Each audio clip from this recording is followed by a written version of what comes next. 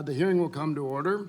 Good morning and welcome to the Budget Committee's hearing on the costs of climate change from coasts to heartland, health, and security.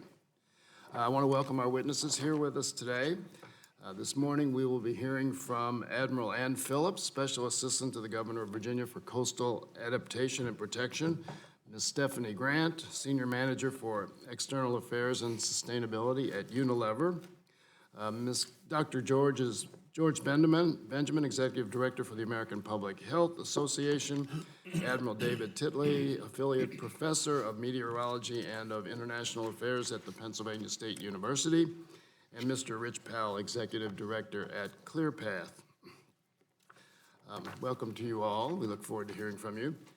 Now yield myself 5 minutes for an opening statement. Today is a pretty intense day for Congress. Obviously, 2 buildings over, our colleagues on the Judiciary Committee are looking into how the president defied the laws of our country. Here, we're looking into how he and his administration continue to defy the laws of nature and the costs of that threat to the habitability of our entire planet. That's a pretty important undercard, if you ask me.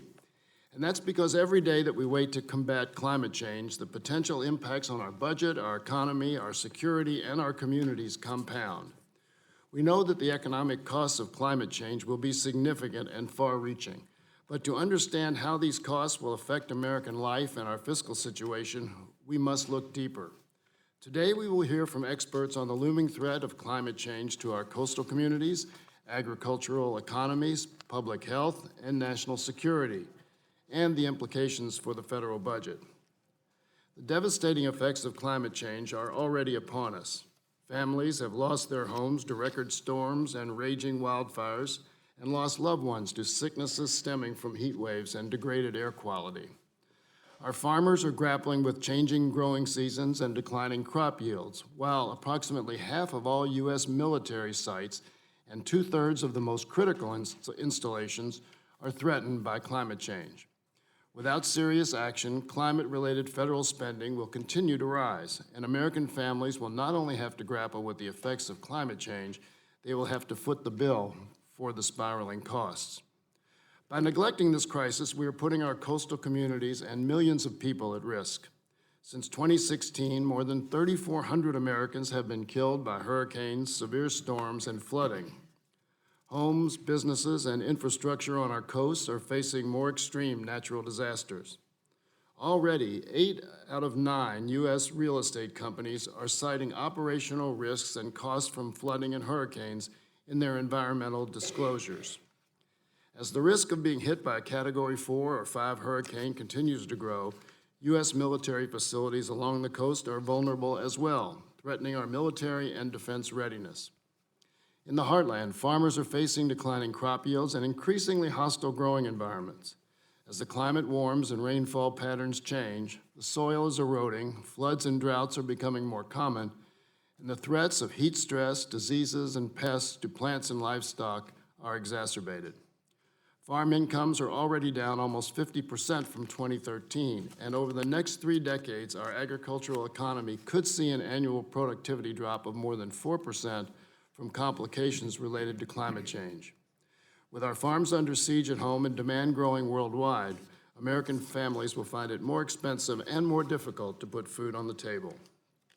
As pretty much anyone in this room can attest, July 2019 is on pace to be the hottest month ever recorded, with heat advisories and health warnings cautioning us to protect ourselves and our families against scorching temperatures.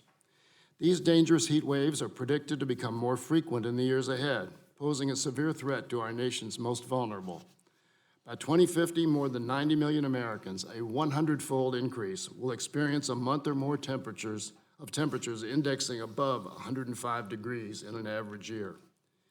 Heat stroke, respiratory illnesses, and heart attacks could kill thousands more every year, and more people will be exposed to infectious diseases transmitted by mosquitoes and ticks such as West Nile, Zika, and Lyme disease, as the insects spread across broader areas of the United States. But the United States will not suffer in isolation. Countries across the world will experience similar challenges, many to an even greater degree. Even before the president pulled the U.S. out of the Paris Climate Agreement, former Secretary of Defense James Mattis cautioned that climate change is, quote, a driver of instability with the potential to upend the international arena. Around the world, populations will experience greater food and water insecurity, more infectious disease outbreaks, worsening natural disasters, and other threat multipliers. This in turn will heighten the risk of social unrest, political instability, and conflict abroad, with the potential to jeopardize our national security, compromise our defense readiness, and increase the cost and complexity of future missions and humanitarian efforts. But this future, as bleak as it is, does not have to come to fruition. As our witnesses will testify, we can reduce carbon pollution and make meaningful investments in our health and safety. Thankfully, the deal reached earlier this week to raise the budget caps will empower Congress to continue making critical investments in clean energy and resilience while avoiding potentially damaging fiscal and environmental impacts of the sequester. And it is my hope that this hearing will enable Congress to better prepare for the wide-ranging impacts of a changing climate. And now I yield to Ranking Member Womack for his opening statement. I thank the chairman for holding this hearing. Welcome to our panel. This is the second opportunity we've had this year to discuss climate change. I'm hopeful that we can examine common sense solutions that balance environmental challenges, the nation's economic needs, and the budgetary reality facing all of us. When this committee met last month, we heard testimony about the impacts of the changing climate. While we have our differences on how to address the issue, one thing was made clear to me, and that is we recognize a responsibility to support sustainability and the energy needs of the future. And Mr. Chairman, I recall at our last hearing on this topic, you wanted to discuss a full range of solutions to climate change, not only the Green New Deal, and I couldn't agree more. While the Democrats' prevailing plan, the Green New Deal, has the support of nearly 100 members of the Caucus, 12 of whom serve on this committee, and bears a $93 trillion price tag, Republicans are focused on serious solutions that leverage innovation and American ingenuity to address our challenges. We support strategies that take action against harmful emissions without disrupting the economy and burdening hardworking Americans with new taxes and mandates. By being good stewards of the environment and advancing an all-of-the-above energy plan, we can support productivity and sustainability for the future. Meanwhile, the Green New Deal would impose drastic, impossible energy mandates that would eradicate jobs and, in some cases, entire industries. Congress should focus on policies that build on our successes and create a robust innovation pipeline, not sweeping overhauls that stifle competition and economic progress while adding trillions more to our debt and destroy sectors of our economy. We should break down regulatory barriers that hamper research and development and encourage investments into current and emerging technologies, including carbon capture, renewable hydropower, nuclear power, and energy storage. The United States is at the forefront of clean energy efforts, and we must continue to leverage current capabilities. Nuclear power generation, which accounts for 20% of our nation's power supply, is a great example of technology that is fueling the U.S., creating jobs, growing our economy, and reducing the environmental impact. We should double down on efforts that promote increased private sector development of next-generation nuclear technology. Policies like the bipartisan H.R. 1760, the Advanced Nuclear Fuel Availability Act, which passed the House last Congress and was reintroduced this March by my friend and colleague from Texas, Mr. Flores, will help us do just that. Resuming the nuclear waste storage program at Yucca Mountain, which I visited last July, can also help to ensure more nuclear plants don't close for a lack of a repository. With 340 of my colleagues, the House passed the Nuclear Waste Policy Amendments Act last year.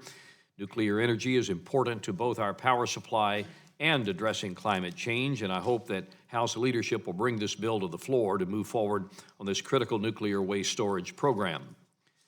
Pursuing other available resources, such as natural gas, will allow us to take advantage of more efficient, cleaner, and economical energy options.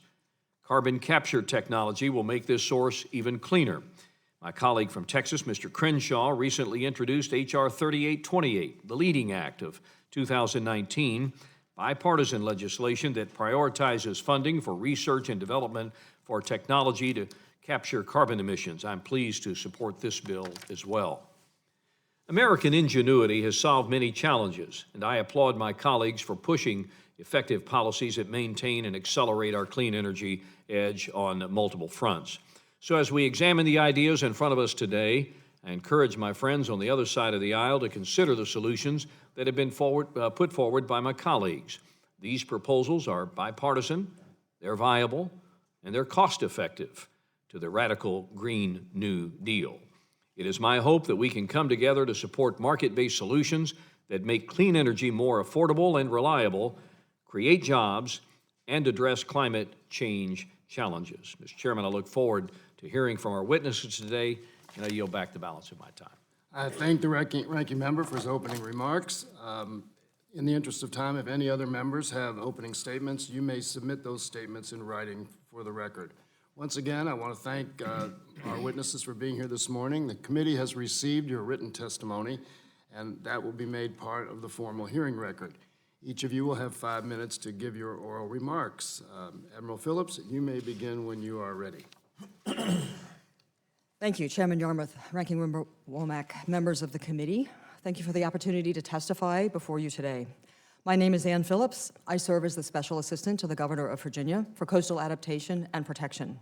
I'm a retired surface warfare officer. I drove and commanded ships for the United States Navy for 31 years, served aboard in Guam and Lisbon, Portugal, and operated extensively with NATO and Partnership for Peace Nations.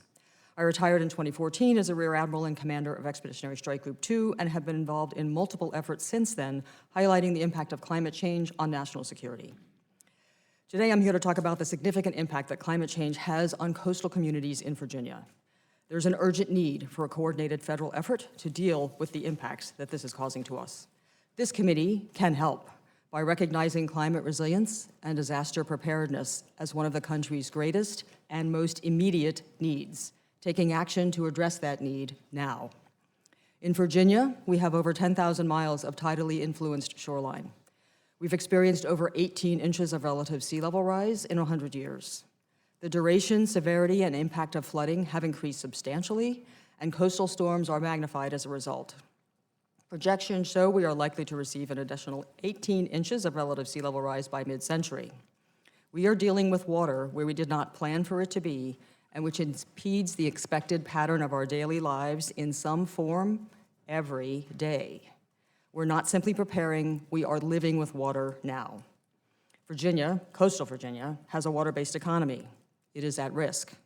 The cornerstones of that economy are our federal presence, arguably the largest concentration in the nation, including our largest naval base, Naval Station Norfolk, the only shipyard where we build aircraft carriers, and one of only 2 places where we build nuclear-powered submarines, Newport News Shipbuilding, owned by Huntington Ingalls. We also have the Port of Virginia, 6th largest container port by traffic volume in the country, generating $80 billion in annual economic impact for the state. We have beach and water-related tourism, which generates $5.2 billion for our coastal region. Aquaculture and fisheries, $1.4 billion in annual sales. And our waterfront property and housing stock, a key source of property tax income for both urban and rural localities. As an example of the impacts on some of Virginia's cities now, the city of Virginia Beach has estimated $2.4 billion in anticipated costs to reduce flooding and storm impacts across that city. This will protect 45,000 homes and 85 square miles, approximately a quarter of that city's territory. And the city of Norfolk, working with the Army Corps of Engineers, has an estimated $1.57 billion in proposed projects to reduce the impact of storm surge. This does not address recurrent flooding caused by sea level rise, tides, winds, and rainfall, and it did not include any Department of Defense property impacts or outcomes. Virginia has laid groundwork to prepare, creating a series of boards and commissions and scientific studies over the past 10 years. The challenge has been that the General Assembly has been reluctant to take funded action on climate change or sea level rise, most recently rejecting a proposal from Governor Northam during the 2019 General Assembly to dedicate more than $50 million a year from the sale of carbon pollution allowances towards coastal resilience. As a result, local governments are taking the lead. They're fighting sea level rise and recurrent flooding, and they understand the scope, scale, and cost of those challenges today and in the future. Under Governor Northam, Virginia is taking action, bold and substantive action, to build capacity as we worked with the General Assembly to address funding to deal with this existential threat. Last November, Governor Northam signed into practice Executive Order 24, increasing Virginia's resilience to sea level rise and natural hazards. This will require the Commonwealth to determine the vulnerability and set standards for state-owned infrastructure, develop a coastal protection master plan for the state, coordinate and collaborate and communicate across state, federal, and local government. Through this process, we'll be able to determine the best and most practical, innovative, and cost-effective solutions to adapt and protect our infrastructure. We'll be able to use creative and less costly green-gray infrastructure approaches for more dispersed assets. We'll be able to focus on underserved communities. And finally, we will leverage federal and state funds to align them to make coastal Virginia more resilient. Even with strong state action, we can't do this alone. The actions of Congress and this committee are vitally important to protecting people and property. Congress must follow through on the recent budget cap agreement to lift the sequester on non-defense discretionary spending and to ensure that agencies like FEMA, the Army Corps, NOAA, USGS, NASA, HUD, and others have adequate funding to help protect communities. And again, this committee must recognize that climate resilience and disaster preparedness are one of the country's greatest and most immediate needs. Rising waters and recurrent flooding know no political boundaries. They know no boundaries of wealth or race or of society. Virginia is committed to building capacity for our coastal communities and to build resilience to this threat. We have no time to waste. Time and tide wait for no man. Thank you again for the opportunity to submit this testimony today, and I look forward to your questions. Thank you, Admiral Phillips. I now recognize Ms. Grant for 5 minutes. Chairman Yarmouth, Ranking Member Womack, and members of the committee, thank you for the opportunity to discuss the cost of climate change as it relates to agriculture and supply chains. I'm excited to share with you the work Unilever does to assist farmers in becoming resilient to today's extreme weather, while at the same time creating healthier soils. My name is Stephanie Grant, and I am Senior Manager, External Affairs and Sustainability for Unilever. Unilever is a global consumer affairs company whose brand includes Dove, Hellmann's, and Ben & Jerry's. 7 out of every 10 households around the world contain at least one Unilever product. Whatever the brand, wherever it's bought, we're working to ensure that it plays a part in helping fulfill our purpose as a business, making sustainable living commonplace.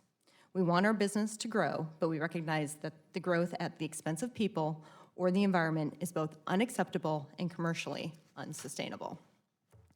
The U.S. just suffered through its wettest 12-month period in history. Extreme climate swings have created 10 million abandoned acres due to floods this year, which roughly equals about $6.5 billion in lost revenue. And studies indicate that the extreme weather events will continue to increase. The USDA Economic Research Service released a report just this week that shows, due to climate change, crop insurance costs will increase between 3.5% to 37% by 2080. Food prices are dependent upon several factors, with crop availability one of the most important. However, it is difficult to predict exactly how climate change will affect food prices. For commodity pricing, shortages in one part of the world affect prices in other parts of the world. For example, corn is used globally for livestock feed and feedstock for biofuels, and swings in production can ripple through global markets, leading to price spikes. As a company, we are also looking to better understand how extreme weather events will affect our sourcing of key ingredients in the future, as we prefer to source our ingredients as locally as possible. Given this, we use crop forecasting models, which provides data on predicted yield changes around the world to allow better planning on crop sourcing. At Unilever, we believe tackling climate change requires transformational changes to broader systems in which we operate. We believe a strong government policy that creates the right context for change and business action is needed. In my role, I design and implement our sustainable sourcing programs in the U.S. We've been working with farmers since 2013, listening to understand the issues they face. We recently relaunched our Hellmann's Sustainable Soy Program, focusing on soil health and nutrient runoff reduction through providing cost share and technical assistance for cover crops. Cover crops help build resilient soils and allow farmers to use less inputs over time. And for our Knorr brand, we are working with rice farmers in Arkansas to help them test different practices that use less water, as rice is a very water-intensive crop.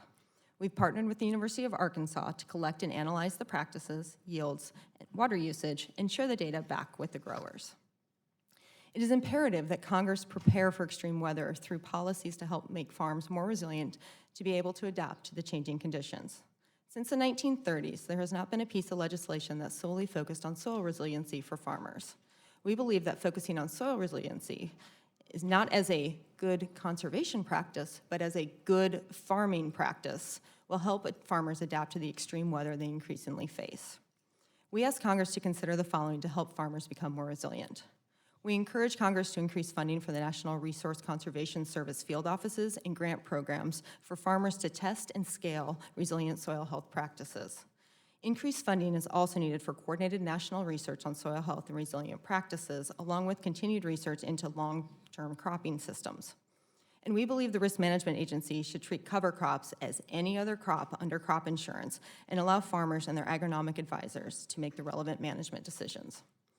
In closing, I want to share a story from a farmer we work with through Practical Farmers of Iowa who helps advise our Hellman's farmers on cover crops. His name is Nathan Anderson, and he farms in Northwest Iowa alongside his dad. This is his story. While often working together, my dad and I have Brains of the Day and Brawn of the Day award. In 2013, after a few years of using no-till and cover crops, we had a devastatingly heavy rainfall event. The water from a neighboring field was streaming off with enough force you could take a kayak across the field. Once that water entered our field, the force of the water slowed, the sediment it was carrying dropped out, and its impact was lessened. My dad looked out the window through the pouring rain at that stream of water and said matter-of-factly, "That may be the Brains of the Year award." This is one of many examples I hear from growers on why it is so important to build soil health for resiliency. As a company, we believe it is important to invest in our farmers and help them become more resilient. We call on Congress to do the same. Thank you, and I look forward to your questions. Thank you for your testimony. I now recognize Admiral Titli for 5 minutes.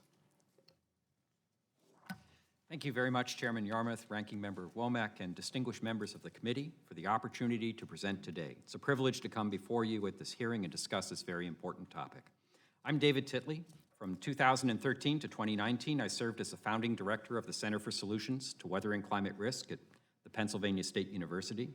I served in the U.S. Navy for 32 years, retiring in 2012 as the oceanographer and navigator of the Navy and the director of U.S. Navy Task Force Climate Change. I continue to serve as an unpaid advisor for several organizations, including the National Academy of Science and the Center for Climate and Security. I'm testifying today in my personal capacity. In the Navy, we have a saying, just give me the bottom line up front, or the bluff. So here's my bluff for today's hearing. For the Pentagon, adapting to climate change is a readiness issue. It is not a partisan or political issue or a desire to appear green. The department needs to manage the risks of climate change to ensure its readiness in the years and decades to come. The ice does not care which party has control of the House or Senate or who is in the White House. It just melts. The extremes of yesterday do not foretell the extremes of tomorrow. We have an excellent understanding of how our climate system works based on 150 years of science. If we choose to leverage this science, it will help us strengthen our society and our security. And finally, the rapid change in climate has significant impacts on our national security. The days of climate stability we have experienced for most of human civilization are over. Changing climate impacts the national security in 3 significant ways. Changing the battle space, or the physical environment in which our soldiers, sailors, airmen, and Marines will operate. The Arctic is a prime example of an operational environment that is changing rapidly today. It poses increasing risk to the Department of Defense's installations. Without fully operational bases and training ranges in the United States, in addition to key overseas bases, U.S. forces cannot maintain the required levels of readiness. And finally, it is important to note that a changing climate can make already unstable situations worse, and sometimes catastrophically so.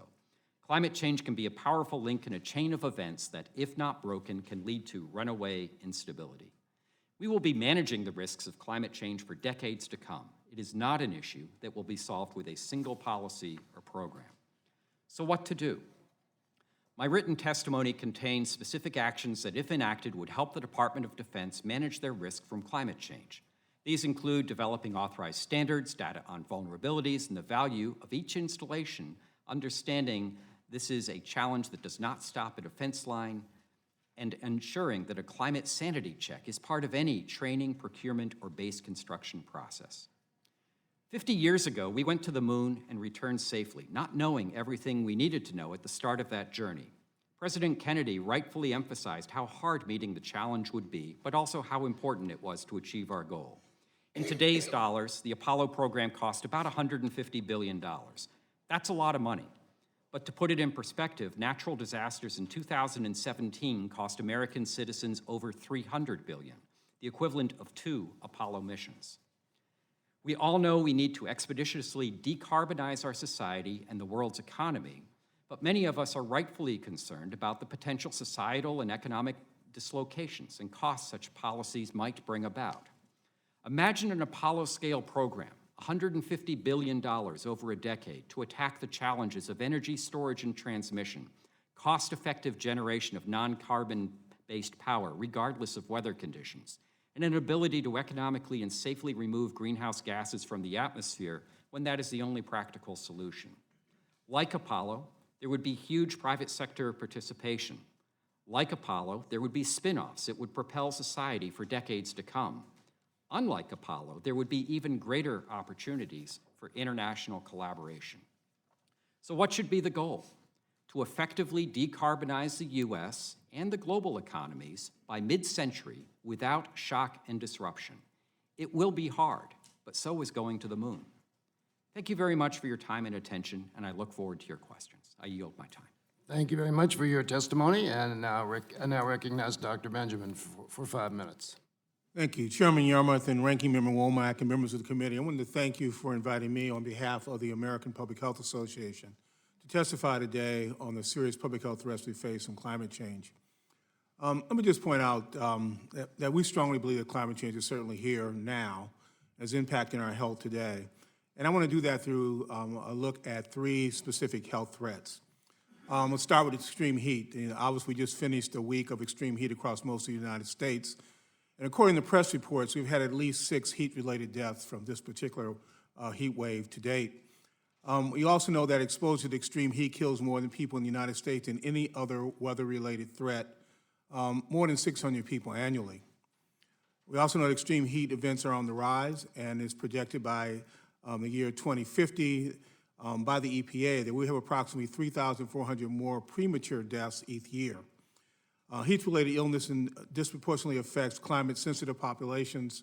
If you think about children and older adults who are the populations most at risk, are prone to heat stress because they have a harder time regulating their base of their body.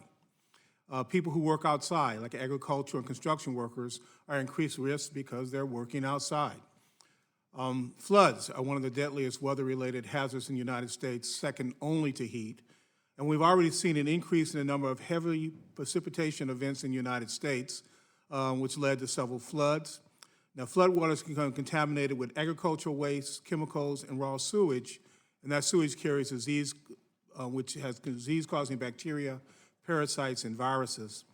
We know that poor water quality leads to more illnesses, and even a few inches of standing water can lead to injury. Drought conditions bring wildfires, dust storms, and reduced air quality. As we recently seen in California and in some other parts of the country, exposure to wildfire smoke increases the incidence of respiratory and cardiovascular problems for communities both near and far. Severe storms, including hurricanes and tornadoes, impact the health of a population in just many ways. Acute traumatic events, obviously, but also during the event and then even cleanup. Toxic chemical exposures from leaked materials, food and water contamination, and actually the loss of the healthcare infrastructure from not just hospitals, but even just losing your country and corner public health practice due to blocked roads, sidewalks, loss of power, and basic damage to the infrastructure. I would be remiss if I didn't talk about the impact of both short-term and long-term mental health challenges, which often go underappreciated. With climate change becomes more air pollution. This can lead to increased risks of health from cardiovascular disease and other respiratory conditions like allergies and asthma. Asthma causes about 3.8 million missed work and school days each year, causing indirect impact on education and work productivity. Now, this is important because educational attainment and economic mobility is strongly linked to improved health. Asthma itself is responsible for nearly 2 million emergency department visits each year. And in 2016, it was projected that asthma costs about $56 billion in costs each year in both direct and indirect costs. Greater rainfall and warmer temperatures influence the geographic distribution of mosquitoes and ticks to where people live. They can spread diseases such as dengue fever, malaria, yellow fever, West Nile virus. And of course, we saw with Zika fever, the microcephaly and other birth defects that can come, which is a significant issue and an extraordinary cost, both a human cost and a financial cost. Now, we know that some people are at greater health risk. Climate-sensitive populations with limited resources to adapt to climate change will experience a disproportionately greater adverse health impact. Vulnerable populations do this because they depend on fundamentally community resilience, and communities can increase their general resilience by addressing really the core social determinants of health: poverty, educational attainment, social capital, and of course, access to health care. Now, there are costs. The health, social, and economic costs of climate change are vast, and at least one study has estimated a health cost looked at 6 climate-related events, which range anywhere from $14 to $40 billion, and that's really an important study. In addition, if you think about the cost to the federal budget for things like Medicare, Medicaid, the Veterans Health Administration, and Department of Defense, we really don't know what those costs are, but certainly they're going to grow substantially. In closing, as a physician, I just want you to know I believe that there is hope. We can treat this, but time is not on our side. Congress and the administration must take steps now to address climate change by reducing greenhouse gas emissions, strengthening the ability of our federal, state, and local public health agencies to protect the public from the health threats associated with climate change. And thank you, and I'll be happy to take any questions. Thank you, Dr. Benjamin, and I now recognize Mr. Powell for 5 minutes. Good morning, and thank you, Chairman Yarmouth, Ranking Member Womack, and members of the committee. My name is Rich Powell. I lead ClearPath, a nonprofit advancing conservative policies that accelerate clean energy globally. We advocate markets over mandates and innovation over regulation. An important note, we receive 0 funding from industry. Given this committee's vital role in America's climate policy, I will today discuss a few topics. First, how the global nature of the climate challenge requires an innovation-focused policy. Second, how we ought to invest in innovation versus simply spending on clean energy. Third, how these investments in clean energy must be oriented around aggressive goals. Fourth, how a goals mindset challenges us to rethink the basic versus applied divide in research and development. And fifth and finally, how you can build on last Congress's bipartisan clean innovation record. Before diving into budget policy, I think it's first always important to address the elephant in the room. Climate change is real. Global industrial activity is the dominant contributor, and the challenge it poses to our health, our security, our agriculture, our infrastructure, and our communities merits significant action at every level of government and the private sector. The National Oceanic and Atmospheric Administration estimates that the 5-year running average damages of weather events has risen 5-fold over the past 20 years, from $20 billion to $100 billion annually. As you also well know, managing our national debt is another defining challenge of this century. This committee must balance both demands. First, we must remember the global nature of this challenge. America should do its part, but even if the U.S. eliminated greenhouse emissions tomorrow, the growth in CO2 by 2050 by developing Asian countries alone would exceed total U.S. emissions today. Now, for too long, this sobering reality was used to justify inaction.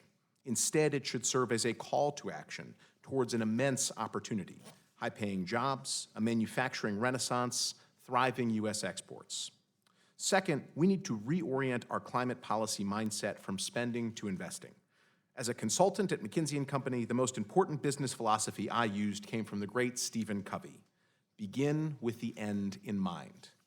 On climate change, our end ought to be developing countries buying clean energy instead of traditional technologies. We cannot spend our way to that end. The global energy system is too large, our budget too small.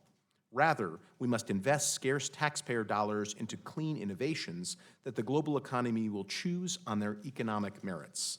This is a market-based climate solution. Unfortunately, our energy debate is often caught between extremes. On one side, some advocate virtually no federal investment. Others seek permanent subsidies to favored technologies. To the first point, why shouldn't clean tech emerge like Silicon Valley innovation? Unfortunately, two people in a garage rarely innovate advanced energy. It requires massive scale, and regulations scare power producers away from new tech. The oft-described valley of death between a lab and a profitable business is deep. Taxpayers supported all new energy sources in recent decades. Going forward, government should neither command and control a solution, nor do nothing and hope. Government should support a wide portfolio of clean innovations and ramp down support as technologies mature. The potential clean returns of such investing are literally world-changing. Third, let me address the importance of strong objectives in clean energy investments.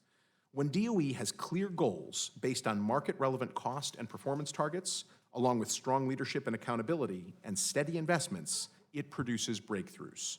The Sunshot Initiative to radically decrease the cost of solar is a strong example.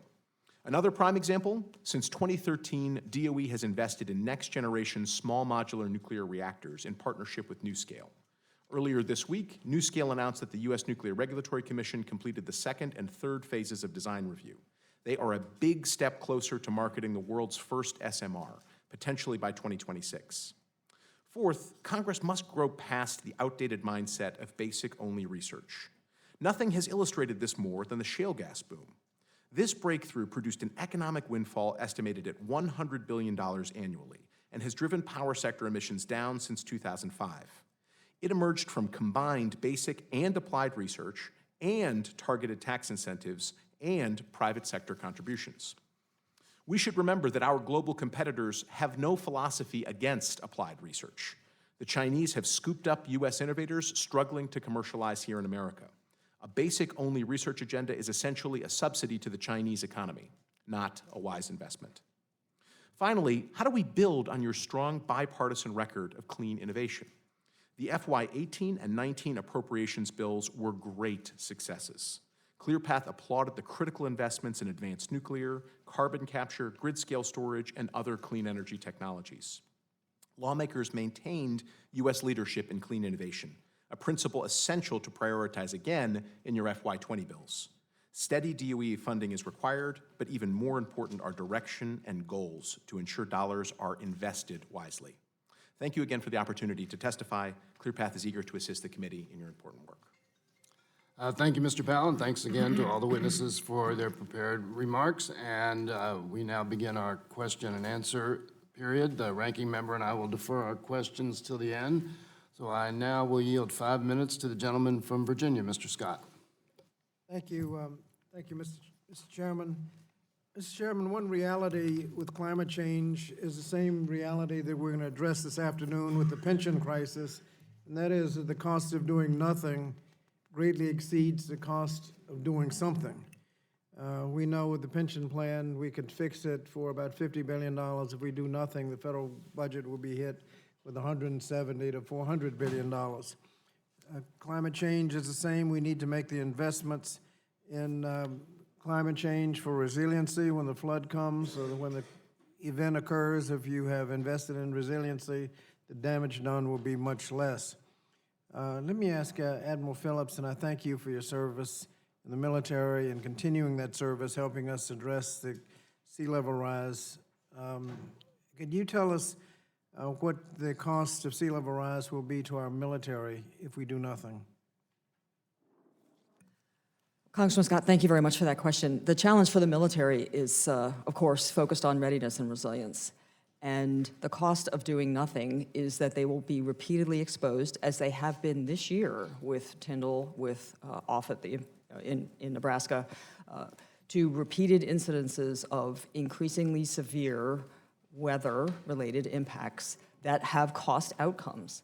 Not only will they have to deal with those kinds of impacts here at home in the United States, and I would add Hampton roads can be added to that list because it's not a question of if with us, it's a question of when. And Isabel in 2003 was one of the most expensive storms at the time for the Department of Defense, particularly as related to Langley Air Force Base. But the challenge is not only here within the United States, it's also the challenge in our ability to operate downrange, to execute our mission, and the constant environmental impacts which degrade readiness over time in that theater, in that operating theater. So not only are you challenged in preparing, in executing your training and readiness missions here within the United States, When you go downrange, you have an additional level, a threat multiplier, as Chairman Yarmouth used in his opening remarks, a threat magnifier that will add increased challenges and stress to your ability to execute your mission. That will all come at a cost. And the longer we wait to prepare for that cost, the more expensive, just like preparing the coast of Virginia, the more expensive those costs will rise, and the window and the variety of challenges and options that we will have will decrease. So it's going to be a building impactor over time, and we are behind. We're behind in preparing coastal Virginia. We're behind in preparing the Department of Defense. We are chasing the target because we are not willing to engage upfront, set standards, and plan appropriately so that we are prepared for what we will encounter in our future. Thank you. Earlier this month, I had the pleasure of attending the Hampton Roads Planning District Commission meeting that you were at. We are seeing that the cities and Hampton Roads are working together, but why is federal support needed if the localities are in fact working together? Well, Congressman, a lot of the the challenge is working directly for a federal entity to work directly with a city or a locality. There are reasons based on funding and law, funding streams that don't exactly cross and align, budget cycles don't align, planning processes and planning horizons don't necessarily align. However, in Hampton Roads, which is a wonderful example, all those federal facilities are deeply embedded within our communities. The people that work on those facilities, whether they are soldiers, sailors, airmen, Marines, are all living in those communities. The contract support, the logistics support, the infrastructure support for those communities, the utilities, all comes from the surrounding communities. So you can't isolate those facilities and protect them. You must work within the broader community effort, the broader community, the broader region. In this case, we're talking about Hampton Roads, to coordinate a response to be able to prepare not only those communities, but also to support those federal facilities who are mutually reliant upon each other. Their futures are inextricably linked. You can't solve one problem without solving it holistically. Thank you. Dr. Benjamin, the Education and Labor Committee recently held a hearing on how to deal with worker-related, mostly heat-related health problems.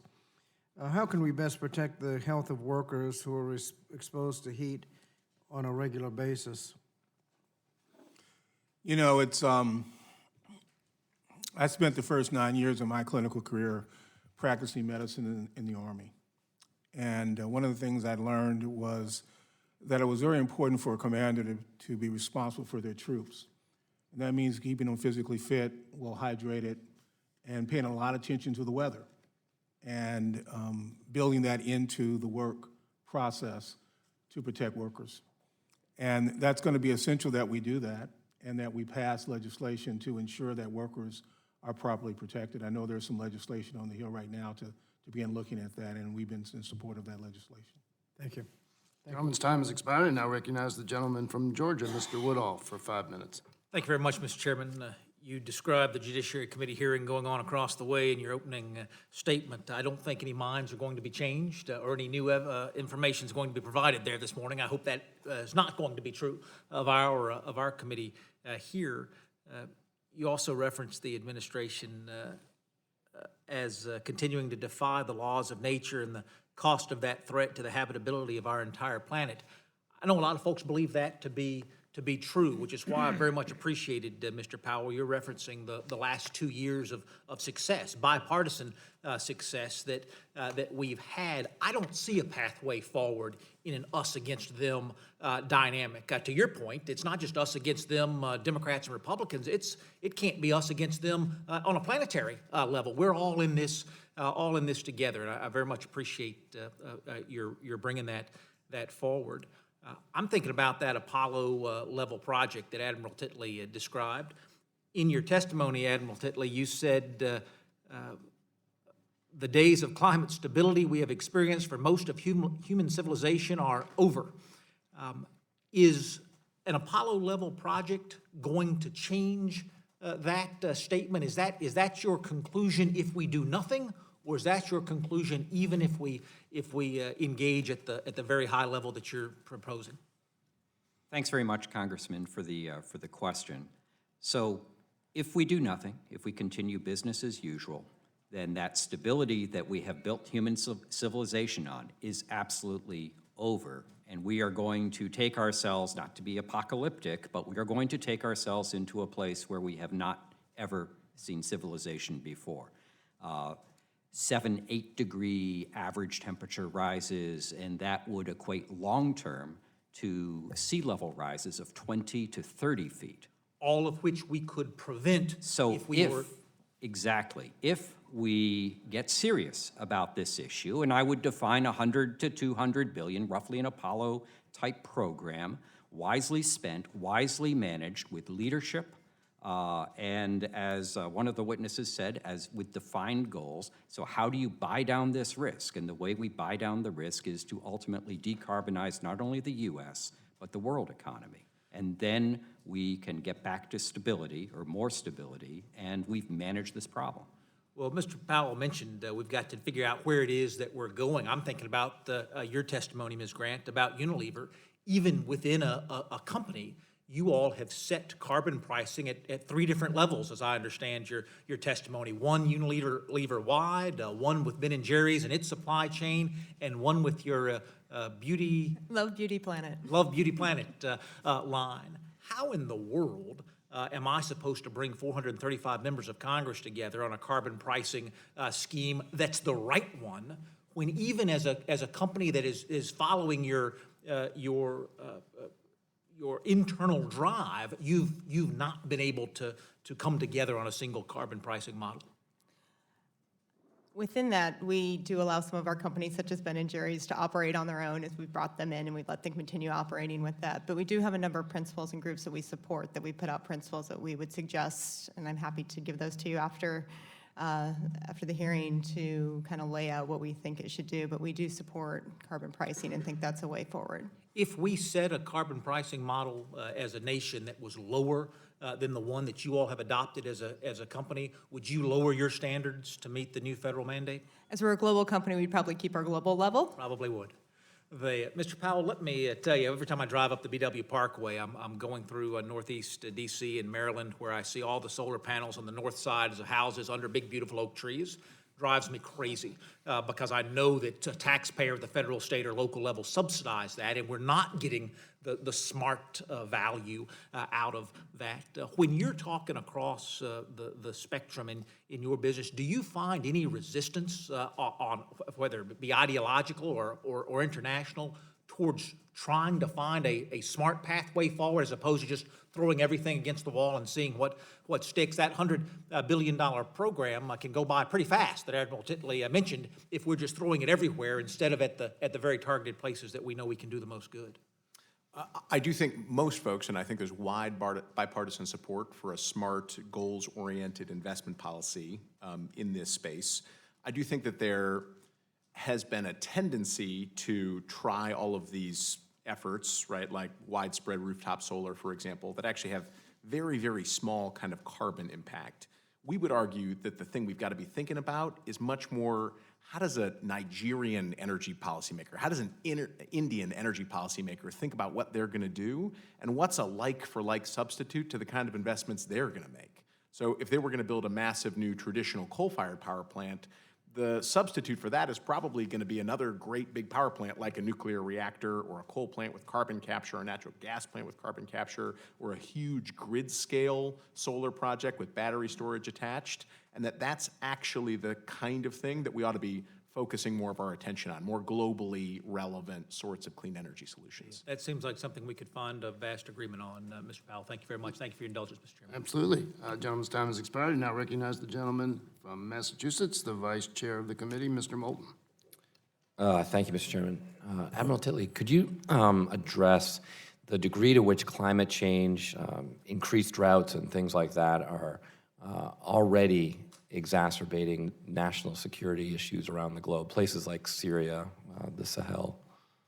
Yeah, thank you for the question. So when I teach this in my graduate class on climate and security policy, there is an interaction between sort of what I call the business end of climate, which is extreme events, weather extreme events, What are the thresholds? And those thresholds are going to depend on the community itself.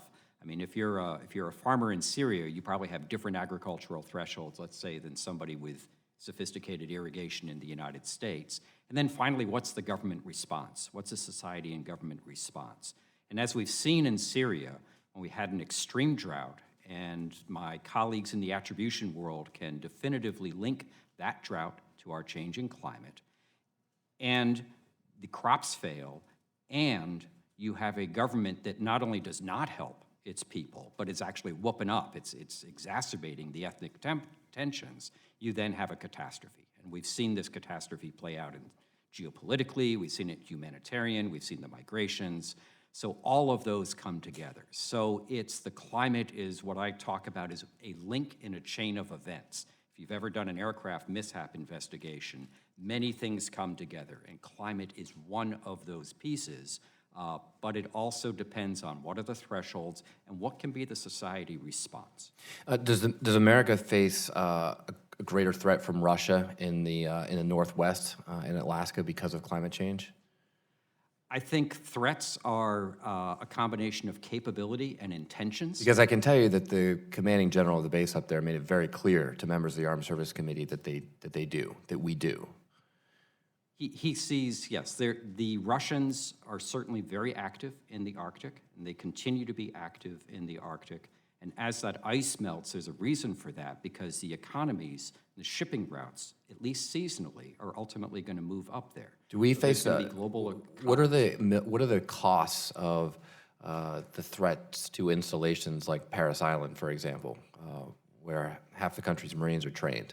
Due to climate change. If we do not take it into account, it's easily billions of dollars. We saw $8 billion of weather-related disasters to the DoD installations just in 2017 alone. So how do you explain the continued Republican attempts on the Armed Services Committee and in the full Congress to prohibit the Department of Defense from addressing climate change, from studying climate change, from even including it in their reports, when the Department of Defense clearly wants to address this? I think what's happening is I would say we're seeing a change in that, starting with the 2017 House, the Langevin Amendment, which was approved by a then Republican-controlled House. I believe we are starting to see a change in that. Certainly a few years ago, yes, sir, we saw a lot of resistance. I think it's changing. Scientists have been saying this for decades now. And Republicans are just now beginning to acknowledge it in the last couple of years. Better late than never. Well, I agree. My concern is that it's getting very, very, very late. There's a saying we use that when you're flying an airplane, one of the things that is of no use is runway behind you. We're putting a lot of runway behind us here. Mr. Powell, I want to ask you about the role of nuclear power. What is the role of nuclear power in addressing climate change? My understanding is it is the single biggest source of carbon-free energy that we have today in America.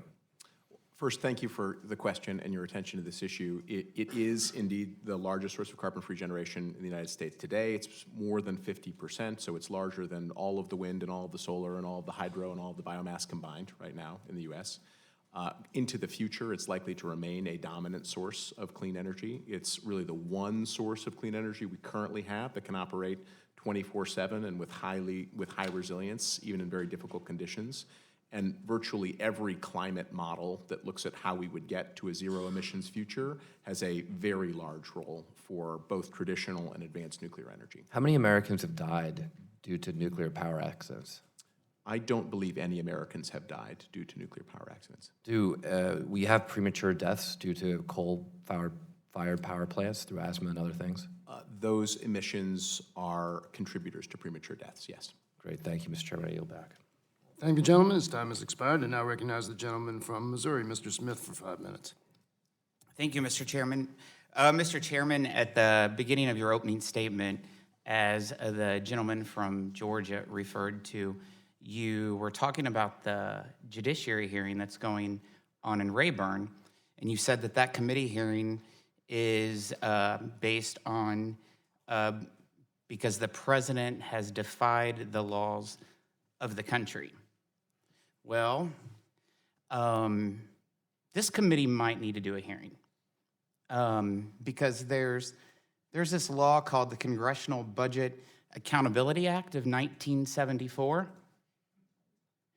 And I would say that the Budget Committee and the Democrat-controlled Congress has not passed a budget according to the laws of the country. So I refer that maybe a hearing of defying the laws of the country should be done in this committee. Tomorrow will mark 100 days. 100 days since the deadline to complete a budget defying the laws of the country. Tomorrow's 100 days. Under a Democrat majority, hearings on climate change are now more common at the Budget Committee than hearings on the actual budget. Sadly, at this point, the budget process has mostly passed this committee by. On the floor later this week, we'll likely consider a 2-year agreement that would increase spending by $320 billion, less than 1/4 of which is offset. The agreement would raise the baseline for future spending by nearly $2 trillion. On top of that, with this new agreement, Democrats likely won't do a budget next year either, further abandoning the sole responsibility of this committee. That being said, I understand the reluctance of Democrat members of this committee to talk about the Green New Deal, as I refer to as the Green New Disaster.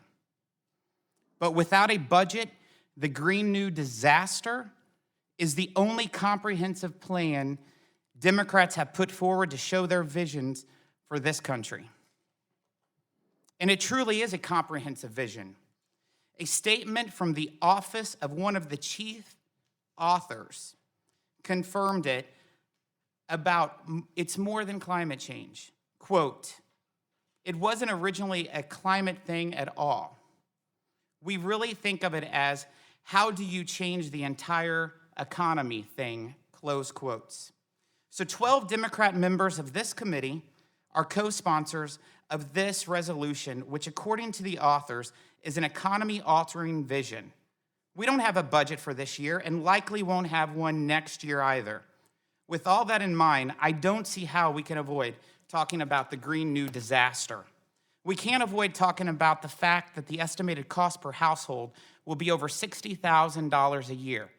In my congressional district, the median income household for a family of 4 is $40,000 a year.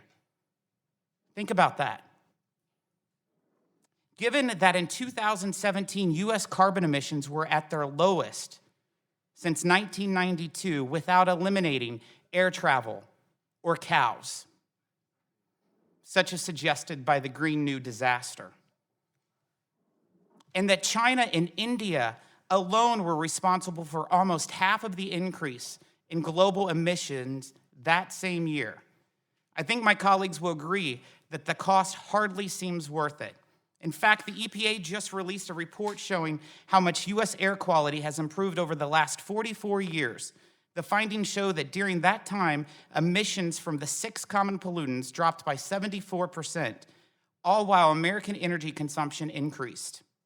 Mr. Powell, Democrats' preferred solutions, like the Green New Disaster or a carbon tax, would hit rural communities like the ones I represent very hard. If we have the move to 100% renewables, what would that mean for consumers? How would that impact rural communities that I represent?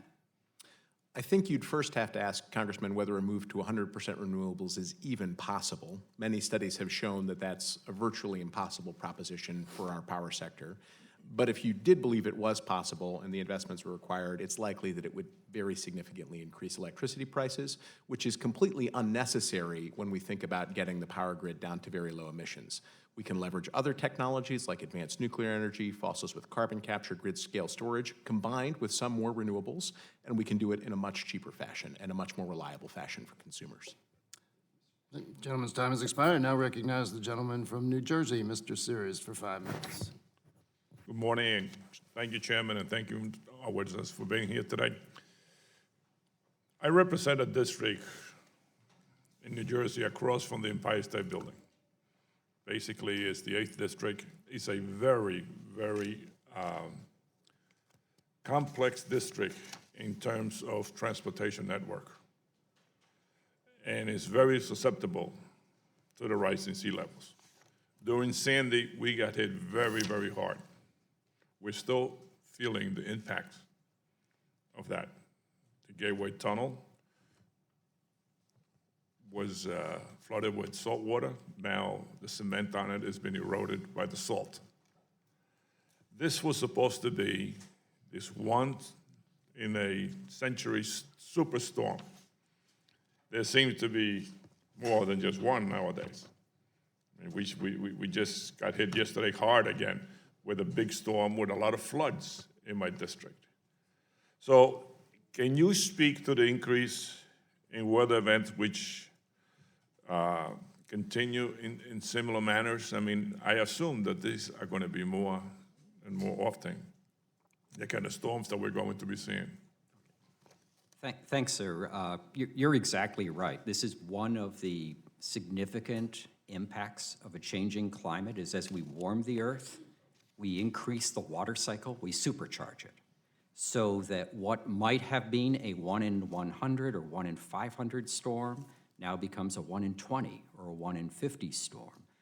All over the country, we are setting records for rainfall intensity, flash floods. I call them rain bombs, in which you talk to any local officials and they say, we've never seen this before. And then 3 years later, they say, we've never seen it before again. And these are the things that we're going to have to deal with in our infrastructure. And how do we build systems that can deal with these, while at the same time, it's not either or, but while at the same time looking ahead to try to bring down the CO2 so this curve doesn't keep on going up, because we're already seeing it going up. I mean, we spend billions of dollars after these disasters in trying to bring back the grids and the transportation systems. I must say that they're making some progress in terms of dealing with it. Now, instead of putting the switches on the floor, they're putting the switches on the ceiling. Even public service, electric and gas is raising the generators before they had it just covered with chain link fences, can you imagine? So I'm a strong supporter of pre-disaster mitigation. What can we do in areas like mine? I know people talk about a wall all along the river. Well, that doesn't really, residents don't really care for that because they like to look at the view in New York, and there has been millions and millions of dollars invested along the waterfront in my district, which is called the Gold Coast now. And I don't know if a wall would be, what else can be done? What kind of projects? How do we mitigate some of these things? Does anybody have any idea? Thank you, Mr. Seres. And I will say that I was a part of the Navy's response to Hurricane Sandy, in particular in your area, and so have some modest familiarity with the challenges that you're facing. What will be a challenge for your district as well as coastal Virginia is that we will have to come up with a range of solutions. And the challenge there for us, at least, is to understand what infrastructure is critical and what infrastructure is critical that is also vulnerable to rising waters, and then evaluate what are the best solutions. Are they hard solutions, which are costly and run the risk of not being high enough under some circumstances? Or are they softer solutions, green infrastructure solutions that will delay impacts over time? Or are they solutions where we restructure how our communities look, we move people away from the water, give them more elevation elsewhere, and give them different choices for how they live in an area where they clearly want to be, but in a way that is safer for them and less impactful on the infrastructure over time that will be required to harden them to allow them to remain in place right now. So there's a series of choices. The green choices, the hardening choices, and then there is always the option to restructure your community to relocate people so that they are not in harm's way all of the time or are in harm's way less of the time so that your infrastructure can support them. Gentleman's time has My time expired. is up. Thank you. Thank you. I now recognize the gentleman from Pennsylvania, Mr. Muser, for 5 minutes. Thank you, Mr. Chairman. Thank you all for being here with us, which is an important subject. It is a shame, however, to have an opening political statement made here professing as a fact that the President of the United States defied the law without any proof or due process.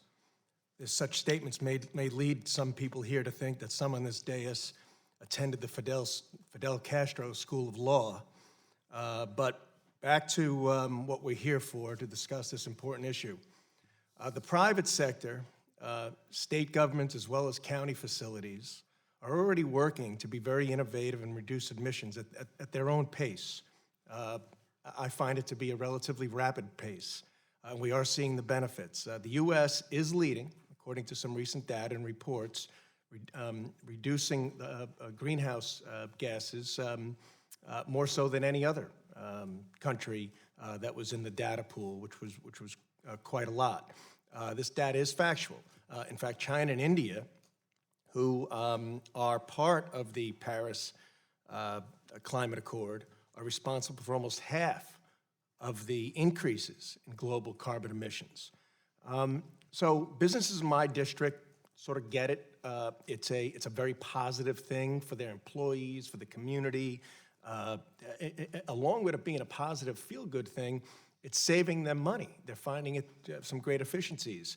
As a matter of fact, Fort Indian Town Gap, a very large Army training facility in my district, home of the Pennsylvania National Guard in Lebanon County, uses both solar panels and geothermal HVAC for the system to lower costs and increase efficiencies in a high percentage of their overall energy use.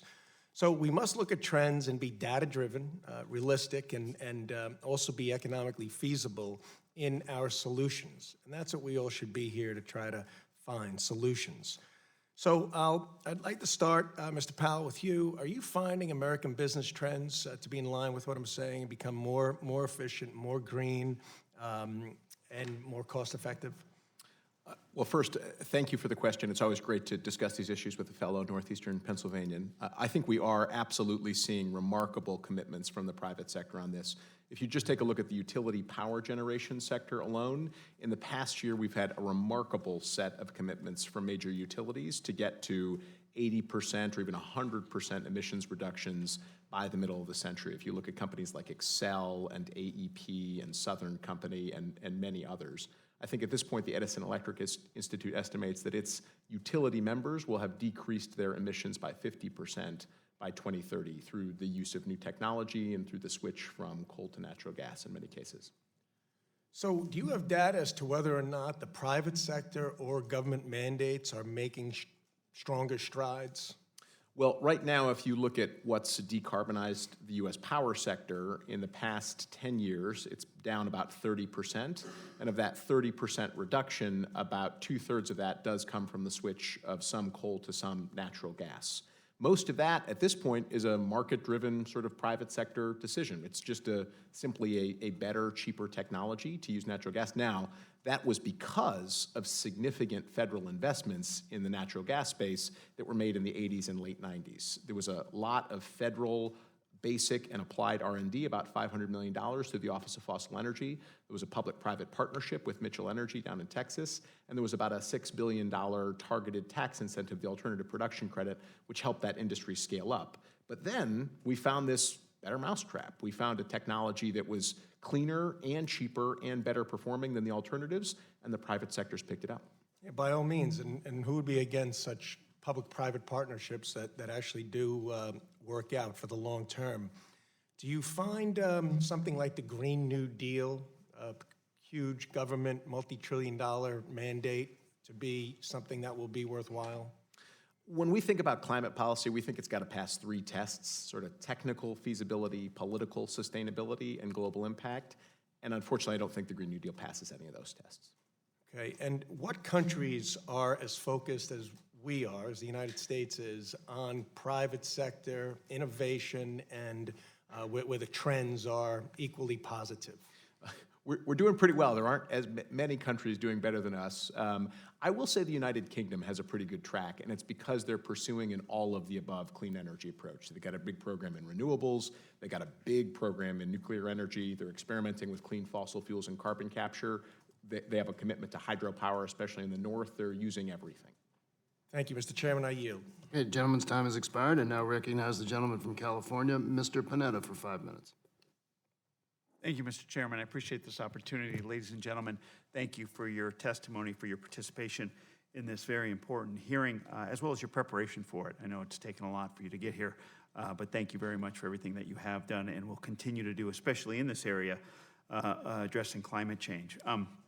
Once again, my name is Jimmy Panetta. I'm from the Central Coast of California, 20th Congressional District, otherwise known, as many people will tell you that I often say, the salad bowl of the world. So we have a lot of agriculture, and I think it's clear that you understand how important agriculture is, especially in dealing with the effects of climate change and basically working to deal with that issue as well, and how they can contribute to reducing the carbon output when it comes to agriculture and certain steps that they can take. Obviously, being an agricultural district, the Salinas Valley is very vulnerable as well, though, to climate change. At the same time, it's one of the few sectors that, like I said, has potential for significant increases in carbon sequestration to offset greenhouse gas pollution. I think we understand, and clearly your testimony demonstrates that we need to think about the adverse impacts on agriculture, along with the unique role that agriculture can play when it comes to addressing climate change. And so I'll start with Ms. Grant, along those lines, what is the potential for regenerative agriculture and new approaches to soil carbon management to simultaneously improve productivity and mitigate climate change? Thank you for the question. Regenerative agriculture is something that's actually been around for quite a while. It's not necessarily a new technology. If you want to go back, it's going back to some of the older practices that have been out there for a number of years and kind of looking back to see what's worked and what hasn't. And it's really focused on not disturbing the soil, keeping roots and cover on the soil and making sure you don't have that erosion and that soil can actually keep the water in. If we get these huge rainfall events, that it can actually take the rain, pull it in, hold it in. So when you get the drought conditions in California, the water is there for the continued crops to grow and such like that. In addition, then these are also pulling the soil, or the soil is able to hold more carbon, which is, as you were referring to, can hold down that carbon and reduce. Agriculture can be a really big key player in all of this.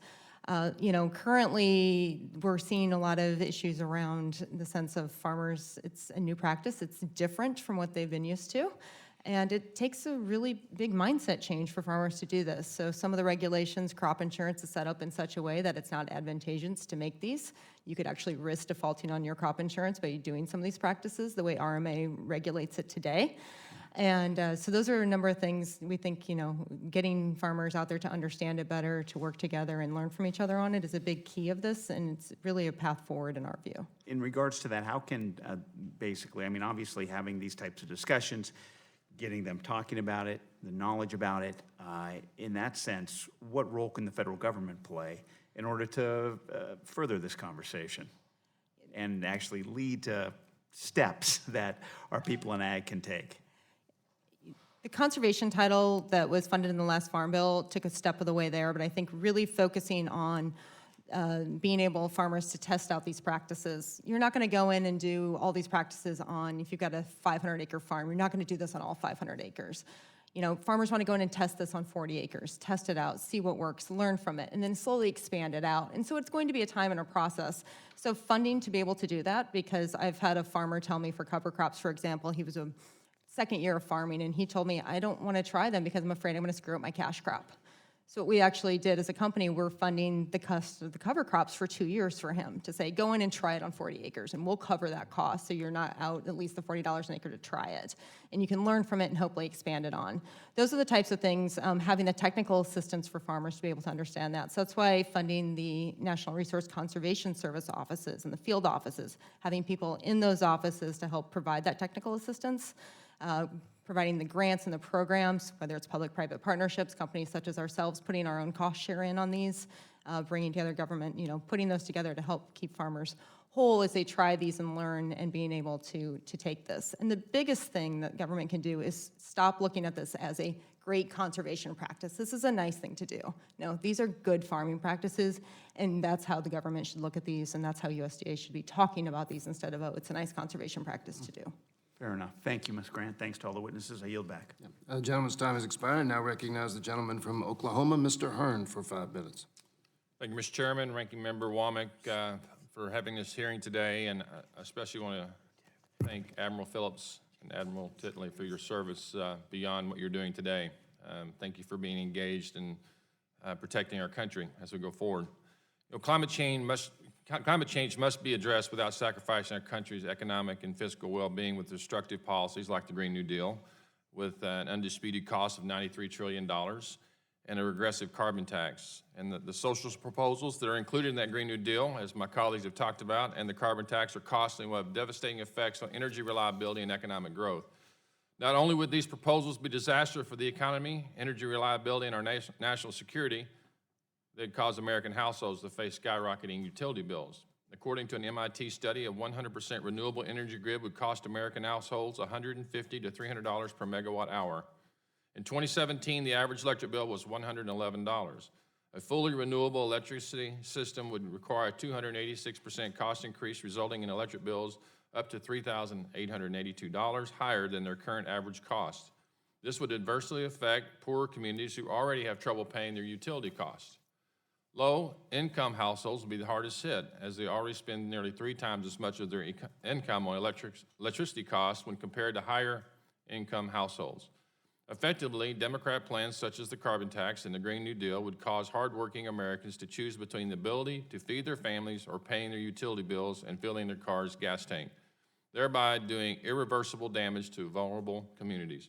Furthermore, to achieve our clean energy goals, we should encourage innovation in the natural gas industry. Natural gas is far cleaner than coal and oil and has become extremely plentiful in America over the past decade.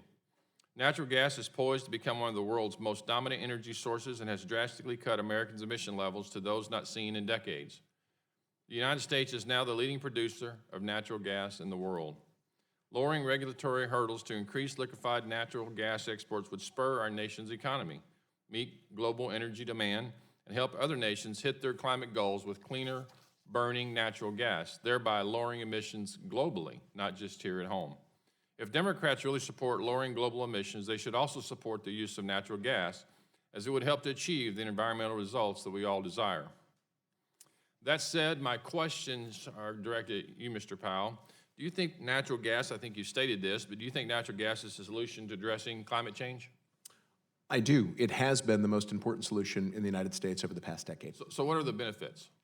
A few. First, natural gas-fired power plants are simply cheaper to operate than most other power plants today, so they sort of set the standard price in the wholesale power markets. And we appear to have a virtually infinite supply of low-cost natural gas in this country. So it wouldn't surprise you, as my colleagues mentioned a minute ago, we're all used to asking these questions. While that may not have occurred in this committee, because of every committee that we're on, we're all asking these questions across all committees, and we're getting various answers, but answers that support the next conversation I'm going to talk to you about. It's members across the aisle are trying to do everything possible to prevent, as example, in the Permian Basin in Texas, to getting natural gas out of the ground into our terminals in Houston by blocking pipelines, by preventing us from transporting on rail, and making it extraordinarily difficult. And the need of this is to get natural gas to container ships, to get them to Europe, to get them to China, to help them also offset and lower their CO2 emissions. Yet you would think they'd want to be a part of that, except it's been very distracting in trying to make that happen. How has natural gas affected U.S. emissions over time? So U.S. emissions are down about 2/3 in the power sector, and about 1/3 of the power sector, and about 2/3 of that is from natural gas. But that doesn't even take into account the benefits they've had, to your point, from global exports. So when we send a shipment of LNG to Poland, for example, and help them start to transition their grid, or send a shipment to China and help them stop using so much coal just to heat their homes around Beijing, that's also a significant decrease to global emissions. We often don't get credit sort of for that part of the picture as well. It also has a geopolitical problem. If you talk about Germany, and the president addressed this in the NATO conversations, if you're buying natural gas from Russia, we should be able to supply that. We have a plentiful supply. So we can change those geopolitical positions if we're able to supply this very plentiful energy we have. I want to thank you for your answers. I want to thank all of you for being here today and addressing this issue. I think we have a free market, free enterprise solutions that we can continue to move through. The customers demand it. We will continue to evolve as we have done in the past. And I really appreciate it. We don't need the holistic, dramatic changes that's being proposed on the other side. Mr. Chairman, I yield back. The gentleman's time has expired, and now yield 5 minutes to the gentleman from Michigan, Mr. Kildee. Thank you, Mr. Chairman, and I thank the witnesses for your testimony and for being here. I'm from Michigan. I represent a district in Michigan with 119 miles of shoreline along the shore of Lake Huron. And so we see climate change through that lens. It's directly affecting the Great Lakes. That hurts Michigan's economy, and that hurts our job growth. Increasing temperatures cause extreme weather, in our case, harmful algal blooms, and declining cold water fish populations have hurt tourism and our fishing industries. So there's a real economic impact.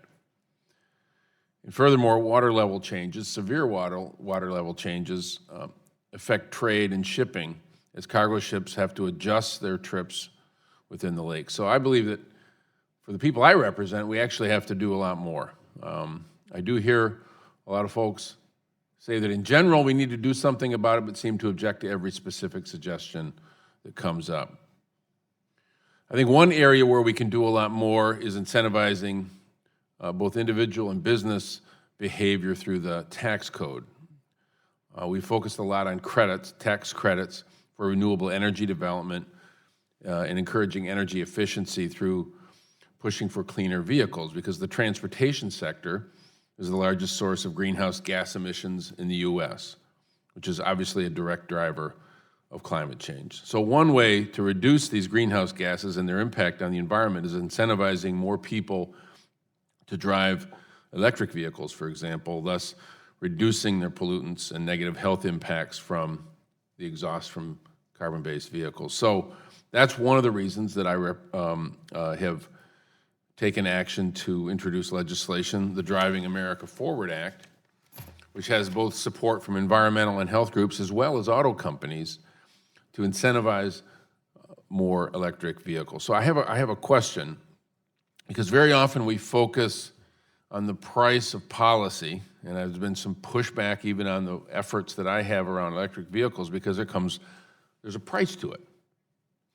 So I guess I have a question for Dr. Benjamin. If you could address, and you may have already touched upon this, we've got a lot going on today, as you might know. We've been coming and going. But if you could talk about the negative health impacts that are traceable to emissions from gasoline vehicles, especially in vulnerable populations. You know, it's really a challenge. So I grew up in Chicago, and you know, when I was growing up, we had all the projects living right along the Dan Ryan Expressway, and we now know that those populations were at extraordinary risk from the particulate matter and the emissions from cars. It results in problems with women in pregnancy. It results in challenges for children, low birth weight babies, a whole range of activity around lung function and lung development.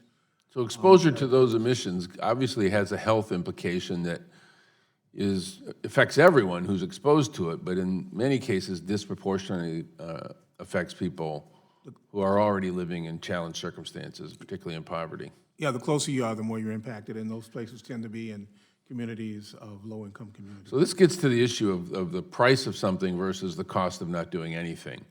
There's a cost associated, there's a human cost, obviously, associated with those health implications that you can't put a dollar figure on, but you can put a dollar figure on some of it. I'm not asking you to give me a precise number, but just to speculate on the fact that there are costs associated with emissions that impact health in human beings that society, and for that matter, government actually bears.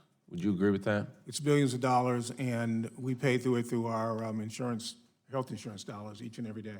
So we really all pay for the implication. We pay for the fact that we're not doing enough to stem emissions that have health implications. It would seem logical to accept the fact that there's going to have to be some kind of a way that we minimize those emissions, even if there's a price associated with it. The net effect is certainly worth the investment. Would you agree with that? It's always more expensive to take care of someone who is sick than taking care of someone as well. The best way to reduce costs in the Medicare program is not to put sick people in it to begin with. Amen. Well, thank you very much. I thank the witnesses for your testimony. I thank the chairman for holding this hearing, and I yield back. Gentleman's time has expired. Now recognize the gentleman from Texas, Mr. Crenshaw, for 5 minutes. Thank you, Mr. Chairman, and thank you all for being here. Some really knowledgeable people in here telling us some very good information. And a lot of it we already know. Climate change is real and we need to address it. And the question is, how do we do that? And what is next? How? We have proven ways of decreasing emissions, decreasing costs, increasing access, and increasing our GDP all at the same time. We've talked about some of those already. I think we should support all ways of decreasing emissions, from traditional renewables to cleaned up fossil fuels to nuclear to innovative new tech like carbon capture. The other side often would make us think that there's only one way to address it: solar, wind, Green New Deal, which really isn't a climate solution at all, even by the admission of its own authors. It's a socialist takeover of the economy, as they stated. We should be talking about actual solutions. Solutions to climate change are not all or nothing, it's all of the above. It's not one solution, it's many. We are the party of solutions, and a truly sustainable clean energy plan is the sum of many solutions, not one at the cost of all others, to include economic growth. I want to talk about the legislation we recently dropped last week, the Leading Act. Carbon capture is one of these clean energy solutions. It takes the emissions created by power generation and it captures them. The beautiful thing is, here in America, we actually have a market for that waste, the waste being carbon. There are already companies buying and selling carbon dioxide for energy production, for manufacturing, for construction, for food and drink, and now even for new forms of plastic that are biodegradable.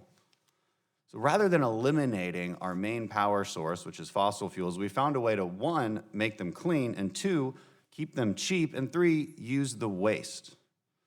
Net Power, this is a plant in Houston, it's a natural gas power plant near Houston. It does this very thing. It captures the carbon produced from power generation, uses the carbon to power the plant, and then sells the rest. We're actually recycling it. So rather than selling and trading vouchers for how much carbon you've produced, essentially the cap and trade system, Net Power is selling carbon itself. It's reducing emissions, keeping energy cheap, exporting this technology to the biggest emitters, China and India. This is one of the reasons that Mr. Flores and I introduced the Leading Act, putting more money into carbon capture R&D, specifically for natural gas power plants. I want to start with Mr. Powell. In your testimony, you discussed the broad suite of policies: innovation, investments, financing, regulatory reform. The 45Q tax credit plus Leading Act seems like that type of package. What else can we do to accelerate carbon capture technologies? Well, first, Congressman, thank you for your leadership on the Leading Act and your co-sponsorship of the Use It Act, also an important measure in the carbon capture space, and the BEST Act, an important measure in the energy innovation space. I think you're leading across a whole suite of clean innovation in these technologies. When we think about carbon capture, right, probably the most important thing we can do after first the passage of the 45Q tax credit by the last Congress, which is a very significant new incentive for this technology, and the demonstrations of new natural gas power plants that would be done by the Leading Act, I think the next most important thing we have to make sure is that these things are all implemented correctly. So the regulations, for example, around how the 45Q credit can be captured, we need to make sure that the monitoring, reporting, and verification rules, we're kind of getting deep into the IRS and EPA regs, but making sure that those are done well so that as broad a swath of companies as possible can take advantage of those incentives. I appreciate that. And I guess along those same lines, can you briefly touch on why net power could be such a game changer? Is this the type of technology that we must commercialize to offer the developing world both clean and cheap energy? Absolutely. If you think about net power, they've completely reinvented carbon capture. They've turned the carbon from a bug into a feature of the cycle. Right. And so some other amazing things about that technology, not only is it about as cheap as a traditional natural gas power plant, so basically it's no additional cost for something that's zero emissions. Not only does it give you this stream of CO2 that's already at pressure, which you can sell for enhanced oil recovery or other things, but because it never uses water in the first place, it's a thermal power plant that doesn't use any water. That's an extraordinary thing. You could put it in the middle of a big city. It has no other air emissions like NOx or SOx. Right. You could put it in the middle of a non-attainment zone. That's a game changer. And I think it's important to note that it's a game changer for 100% of the problem. When you're talking about the Green New Deal, you're talking about 15% of the problem because the U.S. emits 15% of emissions. Well, when you're talking about carbon dioxide emissions, you have to focus on the entire globe. And new technology coming out of the greatest innovation machine the world has ever known, which is the United States of America, that's how we fix this problem, 100% of the problem. Thank you. The gentleman's time has expired. I now recognize the gentleman from New York, Mr. Morelli, for 5 minutes.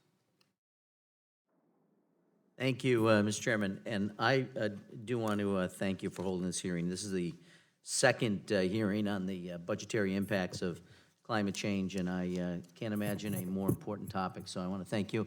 I want to thank all the witnesses who I think have added a great deal to our understanding of the challenges that we face. I would associate my remarks some with Mr. Kildee did. I represent Rochester, New York, which is on the southern shore of Lake Ontario, and during the last hearing focused a number of my comments and questions related to resiliency. We do an awful lot using federal and state dollars to deal with the disaster after it's happened, as people have talked about, and I appreciate in particular your comments, Admiral Phillips, on the need to build resiliency, mitigation. We need to be forward thinking, and I often say that when it comes to these types of natural disasters, and I'm on an interior coast, that it's not a question of if, but when. And we're seeing, obviously, 100-year storms happening with greater regularity.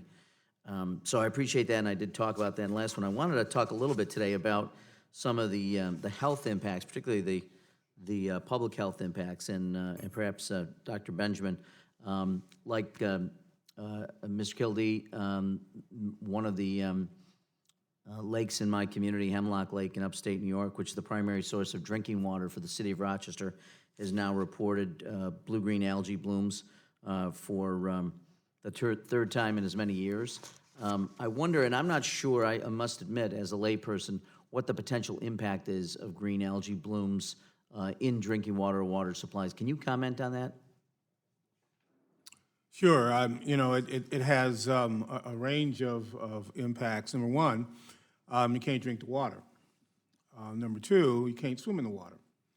And then your state or local health department has to go out there, of course, and engage at some cost to, test the water, make sure it's clean. And then there's obviously activities to try to make sure that the water is safe for people to utilize. So it's And that's, may I interrupt? And that's because of the toxicity that's of because the of the toxicity of the algae blooms. of that particular algae. I appreciate It that. depends which one it is, but yeah. Correct. You mentioned, too, the cost of asthma, and I wondered, you mentioned a number, and I apologize, I was looking through your testimony to see if I could grab it. I thought you said 56 billion, is that right? I'm sorry. That was for all of healthcare costs. That's a Chris Ebby study, but the asthma one, I'll get it back to you. I have to find it in my testimony. Yeah, it was a significant number. I wondered whether or not you have looked at that trend line over the last several decades and whether the incidence of childhood asthma and other respiratory illnesses have changed dramatically, and whether you link those directly to changes in climate. Is there data which supports that? Yeah, well, the asthma number is 56 billion, but that's for all asthma. We Okay, know that that was right. asthma, Okay. the incidence of asthma is growing, and it's growing for a variety of reasons. But certainly, climate change and increase in pollen is certainly one of them. Gotcha. The other thing I wanted to ask about, if in upstate New York, one of the things that's gaining significant attention over the last decade, and I don't remember this growing up in upstate New York, but is the incidence of Lyme disease and neurological impacts of Lyme disease, which are becoming more and more talked about.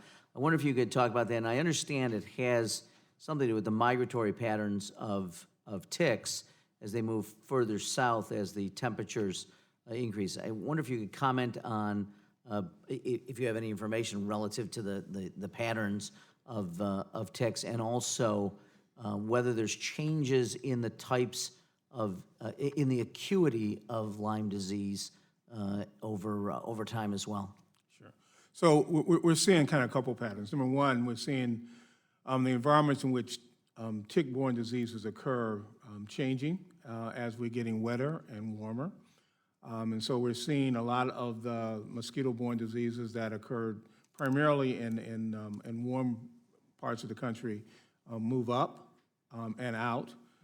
If you simply just remember the West Nile virus outbreak that we had, and you just follow that pattern, New York, down the coast of the United States, and then westward. We're now seeing dengue, malaria, and other things that have not really usually impacted the United States now going upward. And that's because we're getting wetter and warmer, and our seasons are changing. And so we're going to see more and more of those exposures to people with the resulting health impacts. Lyme disease is a little complicated in a variety of ways. Number one, it's why it's not really that difficult to diagnose. It's often missed for a whole range of reasons. And it's also easy to treat, but again, we prefer not to have to treat it in the first place. Thank you, Mr. Chairman. That gentleman's time has expired, and now recognize the gentleman from Tennessee, Mr. Burchett, for 5 minutes. Thank you, Mr. Chairman, Ranking Member. Appreciate y'all being here.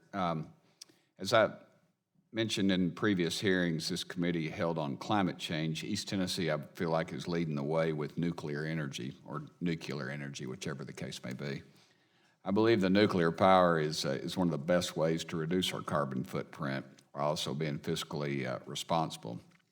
One piece of nuclear technology I'm fascinated with is small modular reactors. Mr. Powell, are you familiar with small modular reactors? First, let me recognize the great state of Tennessee's strong leadership in nuclear energy innovation with the Oak Ridge National Laboratory. I will take full credit for it, and I have nothing to do with it. Other than my father was on Okinawa, and they were fixing to invade Japan, and they dropped the bombs. And I think you should take full credit. Yes, well, I'm very familiar then with I will. those Thank you. reactors. Yep. I will. This town is full of people taking credit for something they had absolutely nothing to do with, and I will step right in front of that line then. Thank you, sir. I suspect that'll make the news since there's nothing else going on at the Capitol today. Well, could you tell me where you stand with this technology?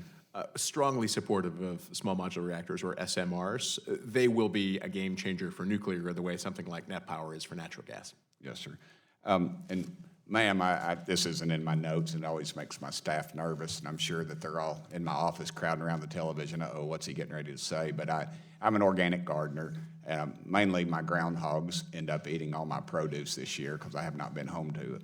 But I wish you would comment on the fact that I think that all of us can do something. There's some young folks in here, you know, and I compost. I compost over half of our waste stream. I hate to call it waste stream because it's really not. I mean, they're biodegradable. God put all this bacteria in the world that can change it into something wonderful, and the worms do the rest of it. And I would hope that you would encourage folks, maybe if you could say something to these young people about, you know, we can do something. Congress isn't going to do anything. We're going to sit up here and have all these crazy hearings, and it's just like that TV show on Netflix about, what is it, what's the name of that show? House of Cards. You know, it's just like that, except on that TV show, they actually passed some meaningful legislation. I don't expect this Congress to do anything. But I wish you would comment on that. Not on Netflix, but on the other.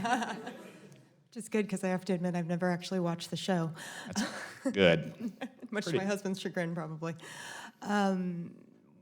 Absolutely, everyone can do something, and whether it's all starting small, it's in our backyards, it's in our own gardens and what we do. I also compost at home, and that goes into my garden. That's pathetic as ever also with that. But, we actually do support a lot of urban gardening also, and trying to get that into the inner cities, and trying to make sure that it's not just, the rural America, but everybody needs to be able to experience and have access to healthy, nutritious food.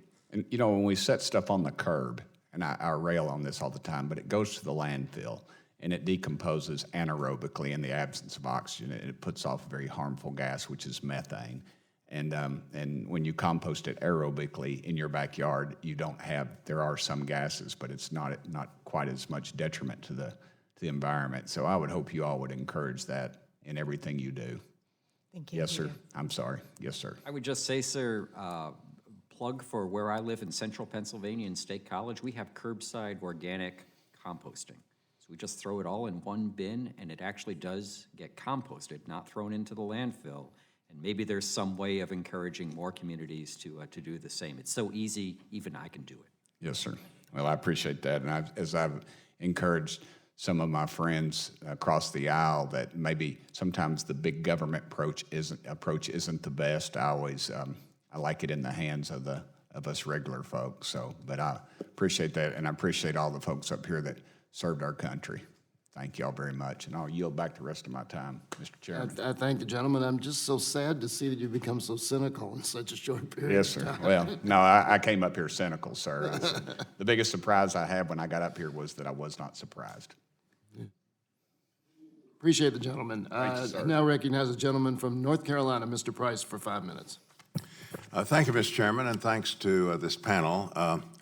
Ms. Grant, as the business person in the group and someone who knows about the national and international business community, I'm going to direct this to you, but invite others to chime in. In our politics, we often use the term special interests, and it's often used in a negative way. We often are referring to business interests or other interests that supposedly control our politics. But, when it comes to climate change, it strikes me that narrative doesn't quite do the job. And I want to ask you about that. Businesses haven't asked for a lot of the anti-environmental measures that this administration has taken.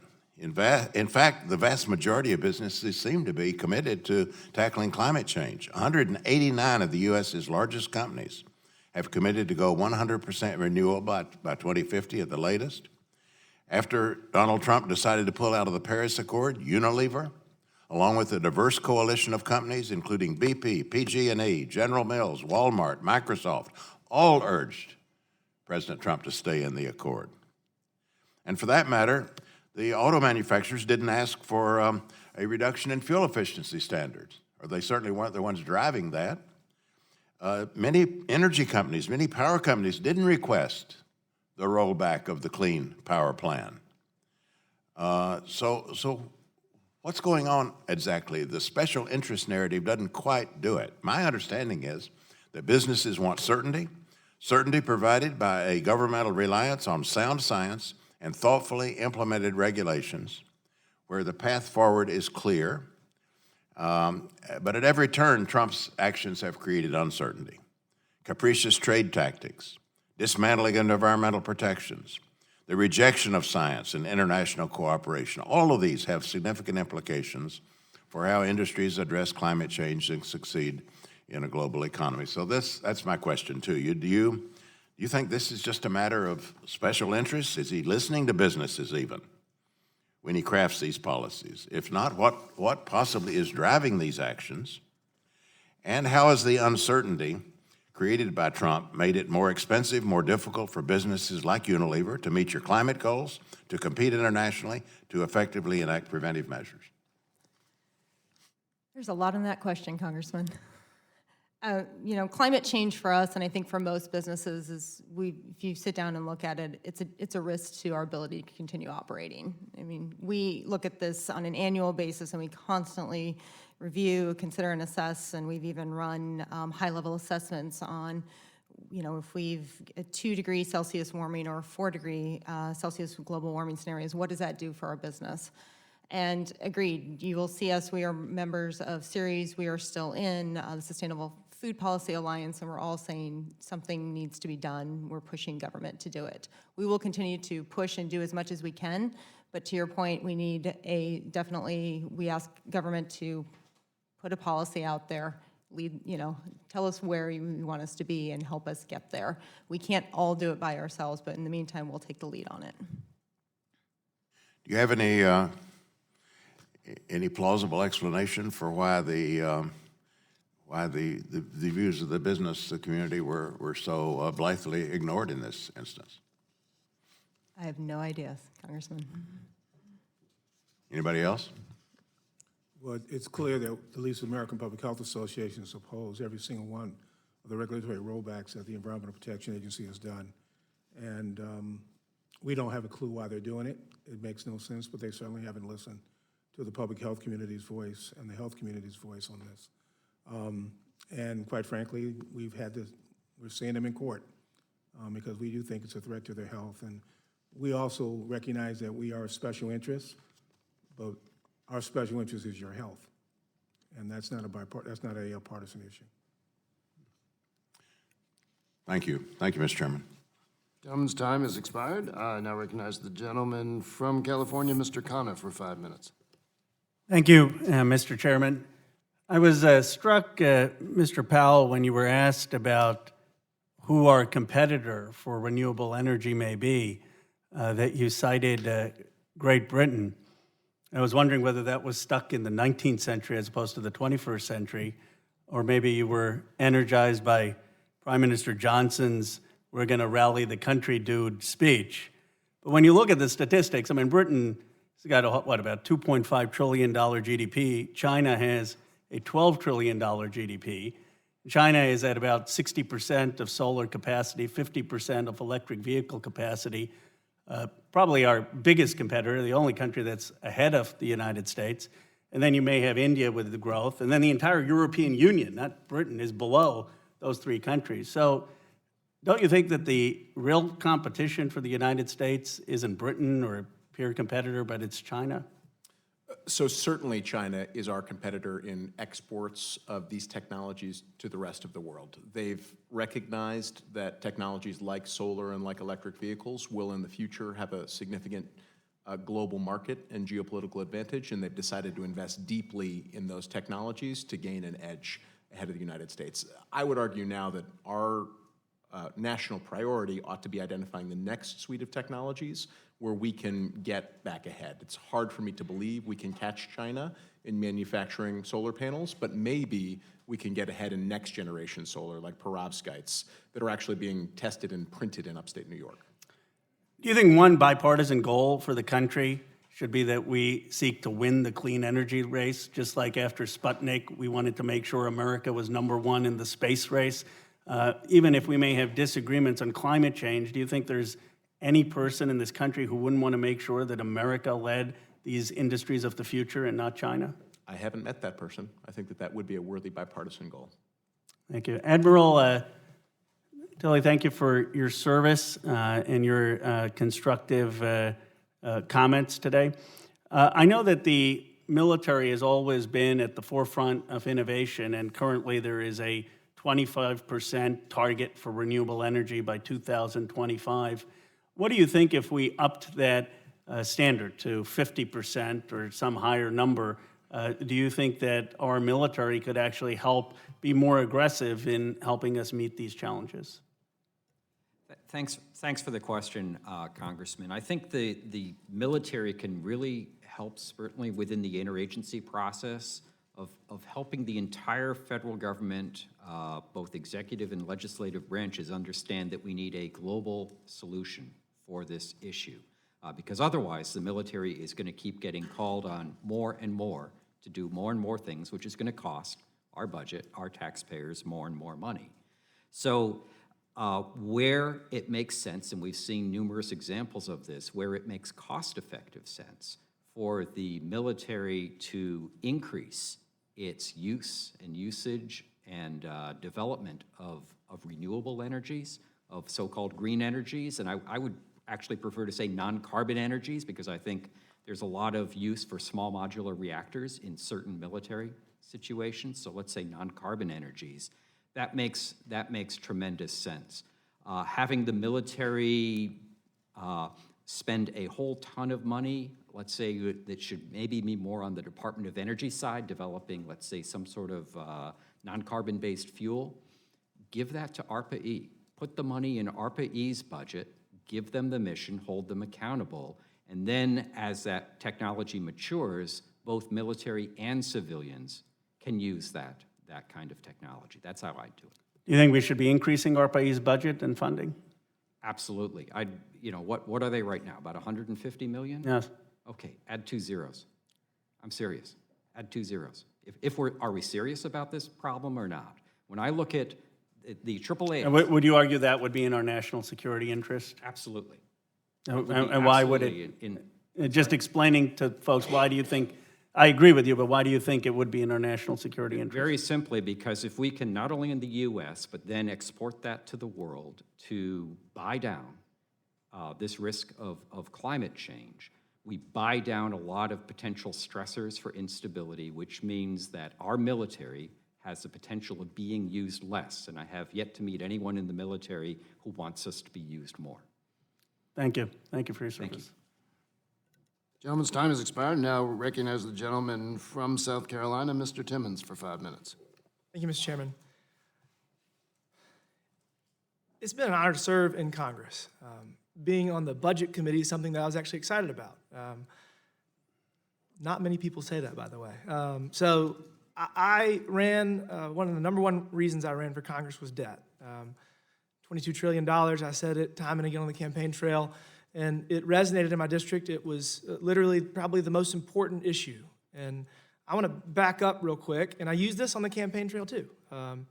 In 2010, the chairman of the Joint Chiefs of Staff, Admiral Michael Mullen, said to Congress, he testified, that the number one national security threat facing our country was Congress's inability to spend within its means.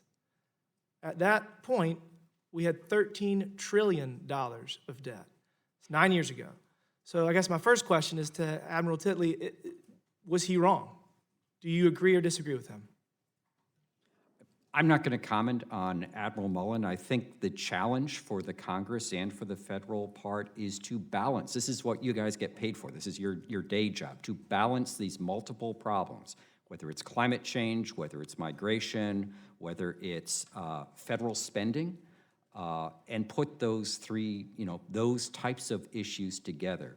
I think whenever we try to make everything just solely one issue at the expense of everything else, we usually lose focus there.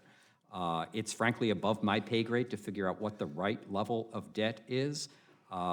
We seem to be very concerned about debt, and then we have a Republican administration that passes a huge tax cut.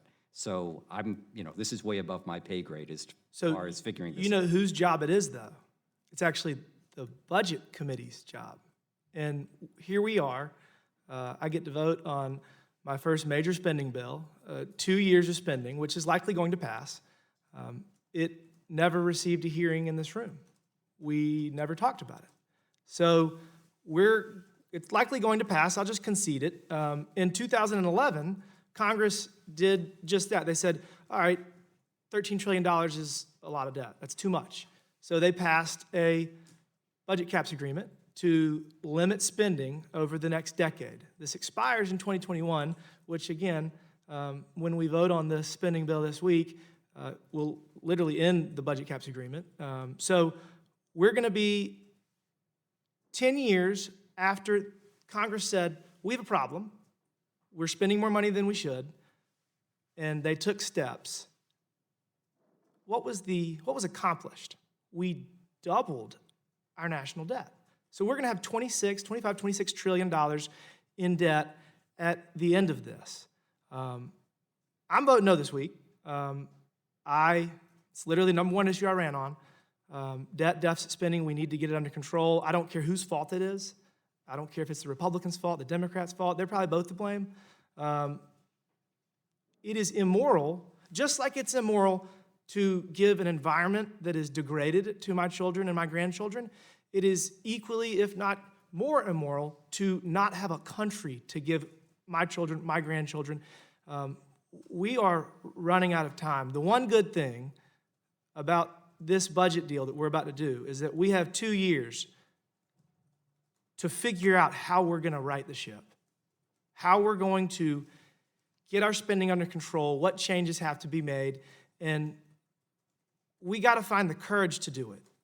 We have to find the courage within this committee, within this Congress, well, within the 117th Congress, to figure out what acceptable debt is.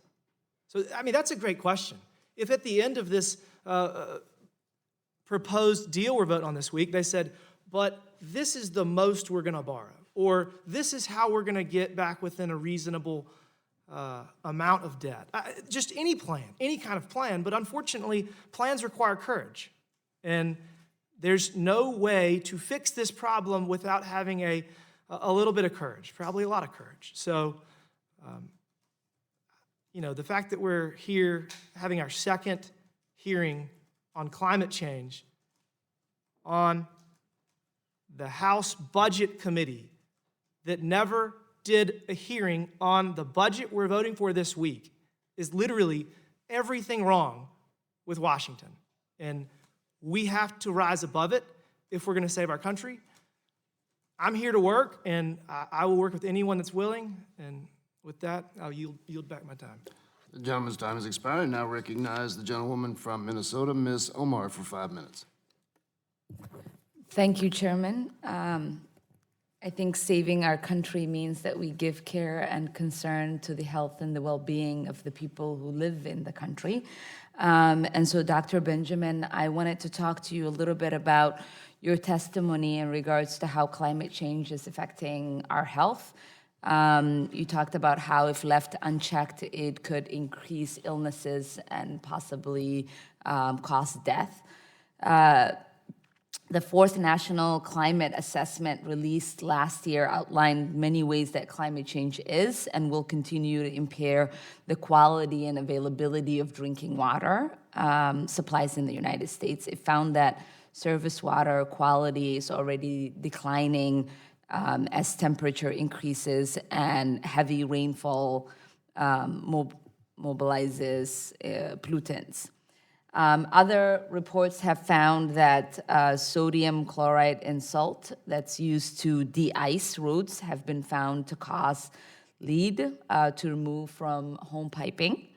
And the Minnesota Department of Health found that removing all lead from drinking water infrastructure in my home state could cost just over $4 billion over the next 20 years, but it will save us $8 billion. That would be the benefit to the public health and its economy. So I'm wondering if you can speak to a little bit about how climate change will affect lead in our water, and should we expect more crisis like this, the kind of crises that we're seeing in Flint? Councilman, thank you very much, and thank you for your leadership on so many issues. Let me say that the one thing that keeps me up at night of all these climate change issues is water. It's about too much, it's about too little, and it's about contamination in both. And I know that this committee at some point is going to have a serious discussion about infrastructure. And if you think about all of our central cities and all the challenges we have in our central cities, our piping is the fact that you can turn your water pipe on and get clean water, hopefully that's safe. Each and every one of us is one of our marvels of human society, and that is at extraordinary risk. The politics, all the issues in Flint, Michigan aside, it was a fundamental failure of a range of things around technology, the public health system, but it also showed the failure of the aging of our infrastructure. We have that same problem in every central city. It doesn't get the press that it got in Flint, Michigan, but we've got to change all the piping. We've got to have the resources to do that. And as we're beginning to look at infrastructure, investment in infrastructure, we now to figure out how to do that more smartly so that every time a person turns on that water in their faucet, it'll be safe and effective. And then our folks in our rural communities have also significant challenges with well water, which isn't regulated as well in many ways as it needs to be. I mean, I am constantly surprised that we're having conversations about clean water and access to clean water in the United States. You know, I spent 4 years in a refugee camp boiling dirty water, trying to make sure that it didn't make us sick. And every day I'm saddened that we are now living in one of the richest countries in the world. And there are people having conversations about if they can drink the water, and if their kids in school might get sick because they might not know whether to drink the water or not. Admiral, you're right. It's not about focusing on one particular thing. It's about making sure that we give care and concern to all of the issues that are impacting us. And I hope that we make a decision on when do we care about the deficit. Do we care about the deficit when we're giving tax cuts to billionaires or giving welfare subsidies to the fossil fuel industry? Or do we care about deficits when we are investing in infrastructure and improving our water systems, when we're providing health care to our most vulnerable, when we are feeding our children and having proper schooling or caring for our veterans so they're not homeless and sleeping on the side of the roads? And so care and concern is something that should be a priority for all of us as we take an oath to protect and serve. And so I really do appreciate you all coming here and making sure that we give care and concern to protecting everyone in this country and providing health and security for all. Thank you. I yield back. Gentlewoman's time has expired. I now recognize the gentleman from Ohio, Mr. Johnson, for 5 minutes. Thank you, Mr. Chairman, and I appreciate the panel being here. I apologize for running back and forth. I'm actually have conflicting hearings today. I'm Energy and Commerce. The committee that actually has jurisdiction over this issue is having a hearing today on decarbonization and how we address that. I wish this committee would focus on its responsibility to develop a budget, but here we are. Mr. Powell, in your testimony, you mentioned the national security importance of U.S. nuclear power leadership. As you may know, Ohio is home to multiple civilian nuclear facilities like the future Piketon high-assay low-enriched uranium demonstration project.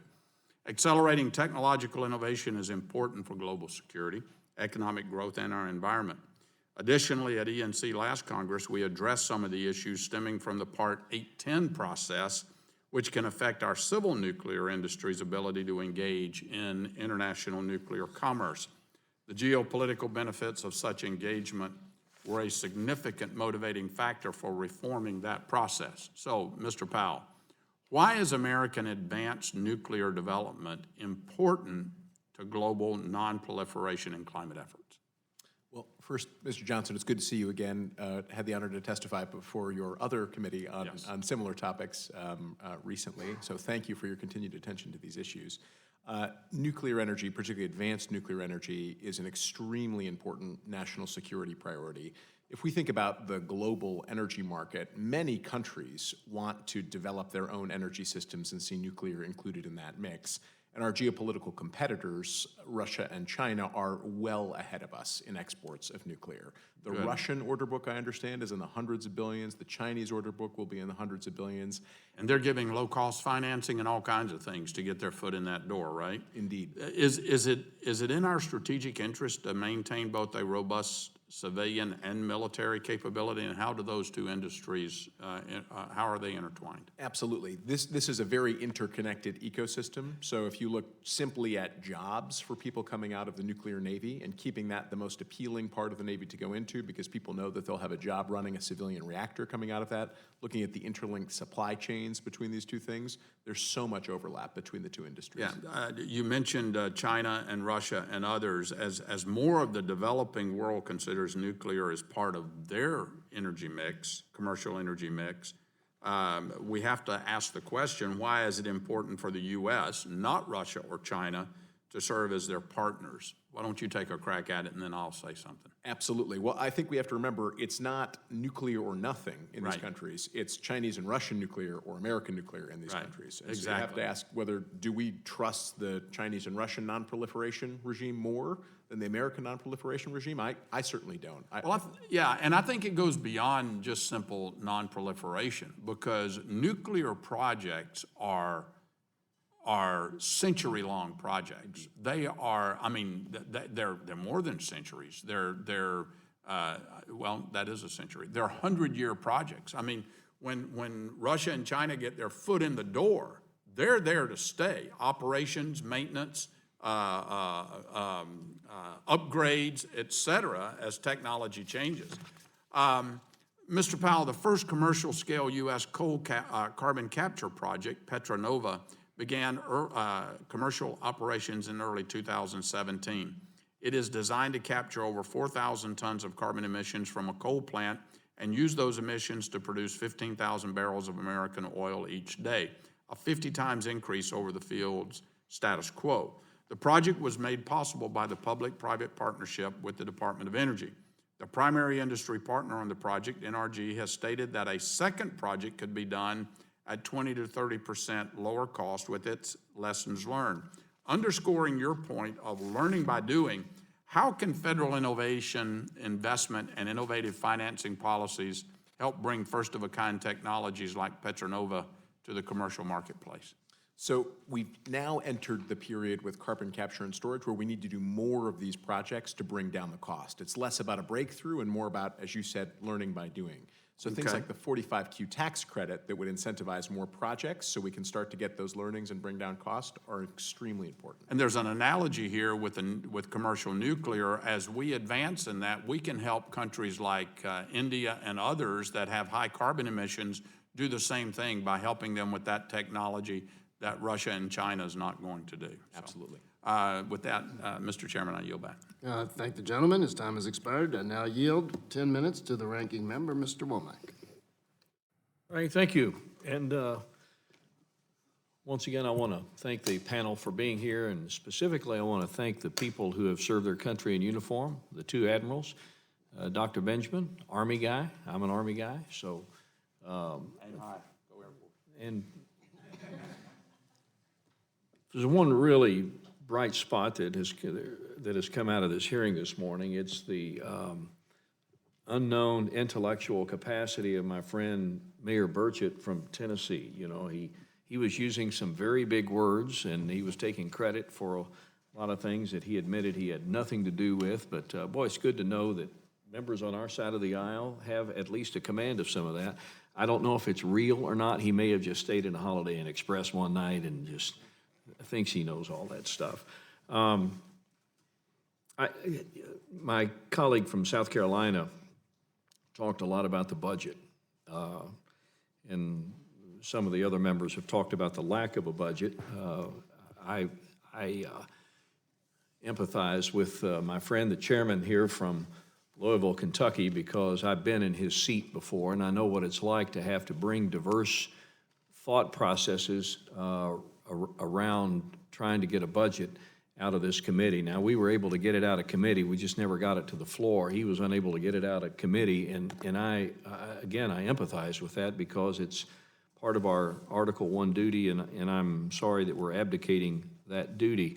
But Mr. Timmons talked about some numbers, and this is one of the things that I think America needs to understand and have a complete grasp of, because we're about to have a couple of days of extremely intense discussions about how we fund the U.S. government beginning on October 1st against the backdrop of a law, the Budget Control Act, that dictates and triggers a sequester should we not be able to come to some agreement on caps. And the inescapable fact is that as a percentage of our economy, discretionary spending, and that includes the spending that has been the subject of a lot of this discussion today, is going down. And as a percentage of our economy, mandatory spending vested in some very large programs is going higher. When I ran for this office, the discretionary budget of the United States of America was over $1.3 trillion. Today, the number we will be arguing vehemently about is a little over $1.3 trillion. And we are 10 years down the road. I think it was Admiral, how do you say it, Titli? Admiral Titli talked, wasn't it you that talked about ARPA-E? I'm a fan of ARPA-E. Not because I happen to know Arun Mujumdar very well on a personal basis, but because I also recognize, I like the model. The model was we take some of this crazy research and we incubate it because nobody else is going to do it, and then we hand it off, so to speak, to the private sector to develop and turn into great technology for our country. So, but again, ARPA-E is one of those agencies that gets its money out of the discretionary budget of the United States. So, you know, Chairman, I think our country is just not having that conversation. We're focused on simple math about blowing holes in deficits, and we know we got $1 trillion deficit, and we know we got a $22 trillion debt, and we know what net interest on the debt is. It's going to be $1 billion a day, a little over $1 billion a day this year to just service the minimum payment due. So I'm as frustrated as anybody. But I wish we could channel some of our angst into discussing the true drivers of the deficit and the debt in this country. Because if you're going to spend about the same amount of money on discretionary spending in 2019 and 20 as you did in 2010, the discretionary budget isn't the problem. Now, thanks for allowing me to get up on my soapbox. I want to direct the last couple of minutes of my questions regarding Yucca Mountain. I said in my opening that I've been to Yucca Mountain. We've talked favorably about nuclear energy as part of the portfolio that's so important to our country and probably among the cleanest things that we do in terms of powering our nation. But we have 100, the number escapes me, you may know, Rich, a number of sites. I have one in my district that is storing spent nuclear fuel.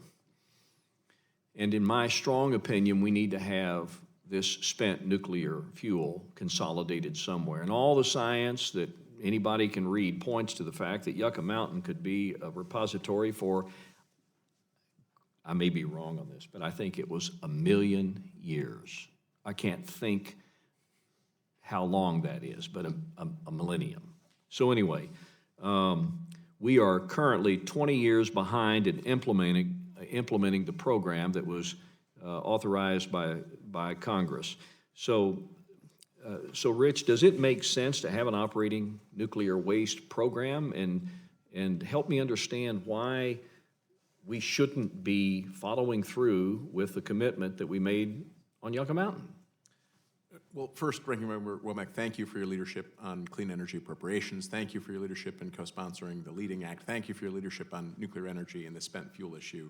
It is essential that we have a resolution to the question of spent fuel or nuclear waste in this country. It is, as some would say, an albatross around the neck of this industry. It contributes to a negative public perception of the industry, and that is very important. It's important if we ever want to think about siting new nuclear reactors and expanding this again. We've got a legal obligation to put that in a permanent repository. It seems like Yucca Mountain is a terrific place for that permanent repository.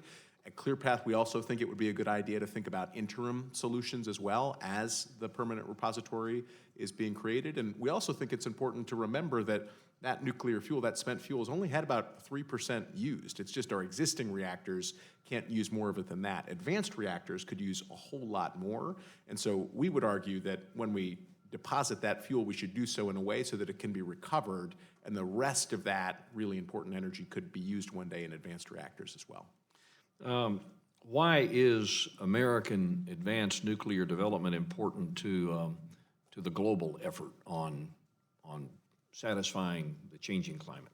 Well, if we think about the global energy picture, there are a lot of places that aren't blessed with, say, the renewable resources that the United States are. We've got a lot of open land. We've got a lot of great wind and sunshine in the United States. We can go really far with renewables, not all the way with renewables, but really far with renewables in the United States.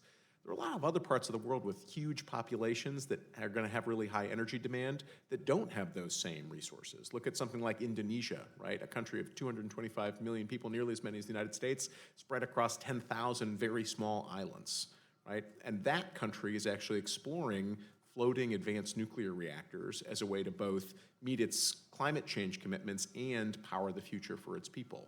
So there are going to be a lot of parts of the world that need an option like that, a really energy-dense, low-cost, highly flexible option to power growing populations. I want to thank the panel again. Very enlightening discussion this morning. Thank you, Mr. Chairman, for having it. I'm going to yield back the remaining minute of my time. I thank the ranking member, and I now yield myself 10 minutes. And I want to thank the ranking member for his comments earlier regarding levels of discretionary spending. And one of the remarks made earlier was that we were raising spending in this budget deal by $320 billion. And the question is, against what?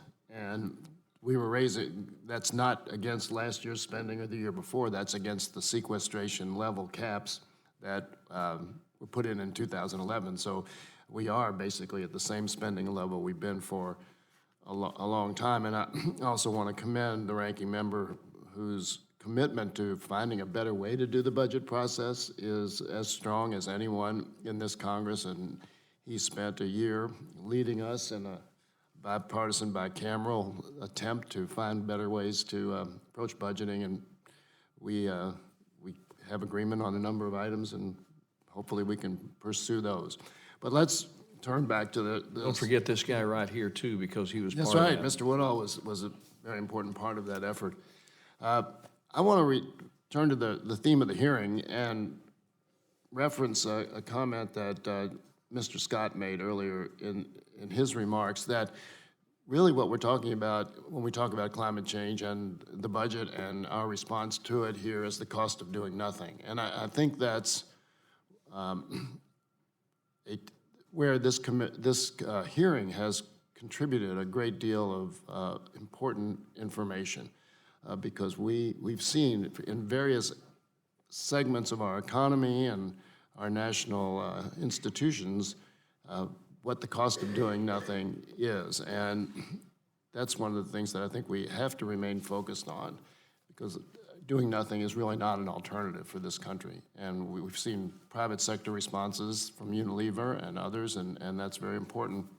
But I want to focus on some of the things that were in written testimony that maybe didn't come out. And one of the things, Ms. Grant, that I was stunned with in your written testimony was the comment about if we do nothing, what percentage of the annual family's budget could conceivably be spent on food as opposed to what currently is? I think the current average is right around 13%. 12.7% today, and looking at developing countries and what they're paying, it could go up to 60 or 70% of total budget, total household budget could go towards food.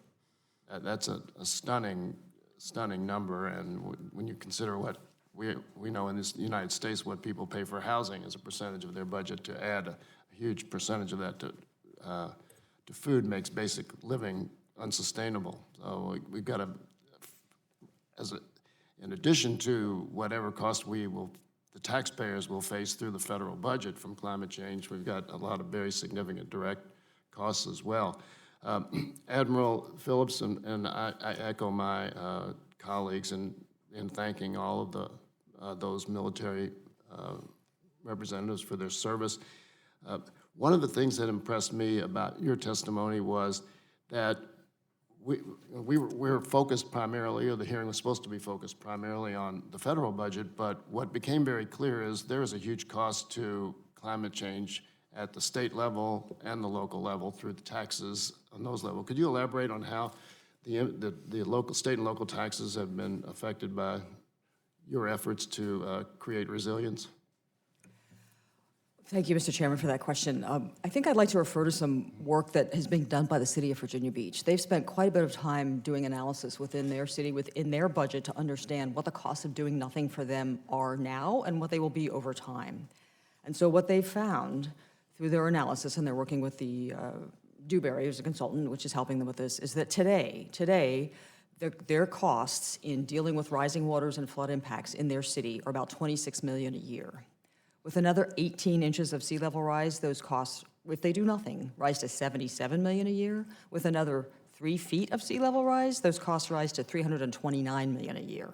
So if they do nothing, by the time we get to another 3 feet of sea level rise, which would be later this century, according to predictions and scientific data we have right now for our region, that Hampton Roads region, they'll be paying $329 million roughly annually based on their analysis without doing any other activity. So when you put that against their work to develop solutions and their bill that they have right now, roughly $2.4 billion in solutions that will help protect some large portion, at least a quarter of their city, that helps bring those costs down considerably. In fact, the solution that they're most interested in pursuing would bring those costs down to almost $33 million a year. But there's still a cost of $33 million a year. So then they'd have to work on what the next set of solutions are to try to eliminate that kind of cost as well. This is one city of 17 in the Hampton Roads Planning District alone. There are 8 planning districts in coastal Virginia, roughly everything east of I-95, urban, suburban, rural, and industrial. They all have different costs and challenges ahead of them, but just as an example, these are very large costs for one state to try to deal with. And so the challenge for the state is, and the challenge for the cities, how do we come up with that? What do we do with our debt in that context? How do we plan and prepare? Virginia Beach is a wealthy city. What about less wealthy cities? What are their choices? What about rural communities? What are their choices? They have far less tax to deal with. So we have this conundrum of the need to be able to borrow to buy down risk.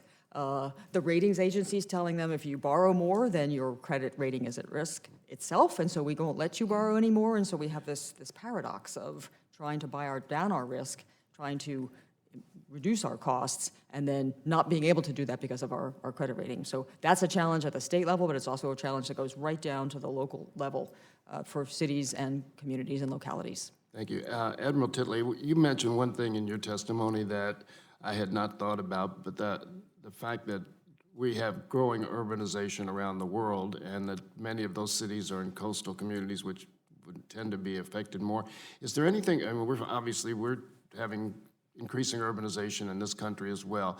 Is there anything about the urban setting that makes people there or the threat to them from climate change greater than elsewhere?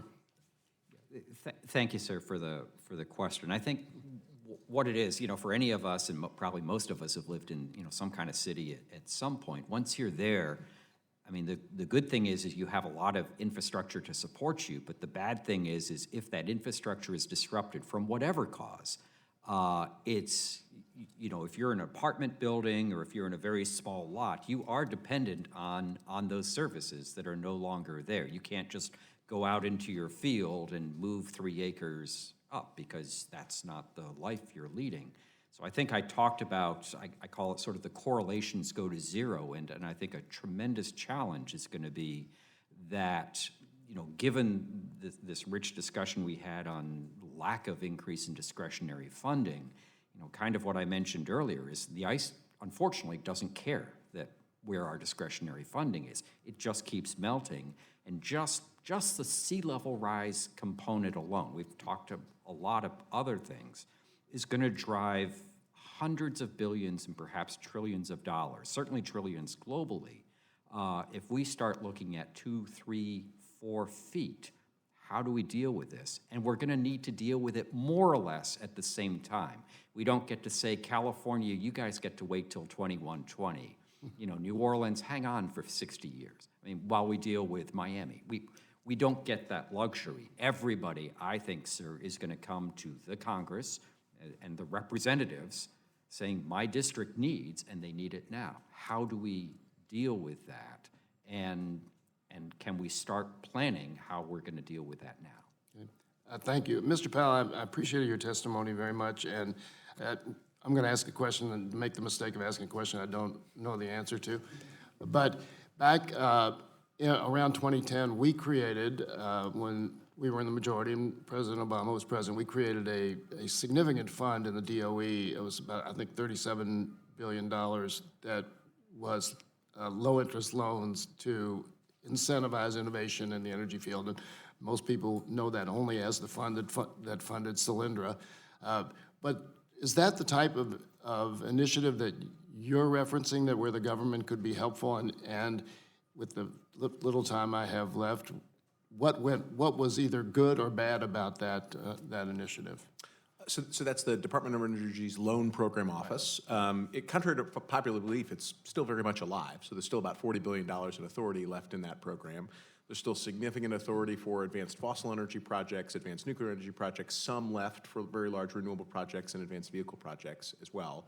I think a few things went wrong, around the Solyndra project, obviously, but overall, that program has had terrific performance, right? It has sort of launched the birth of the commercial scale solar and wind industry. It was very helpful in scaling up Tesla, sort of now our national champion electric vehicle manufacturer, and it was extremely important in getting the first generation 3+ nuclear reactor in the great state of Georgia now constructed, the Vogtle 3 and 4 reactors. So it's actually been quite a successful program, and we do think that a continuing role for some kind of financing for early commercial technologies is a really important part of the federal toolkit.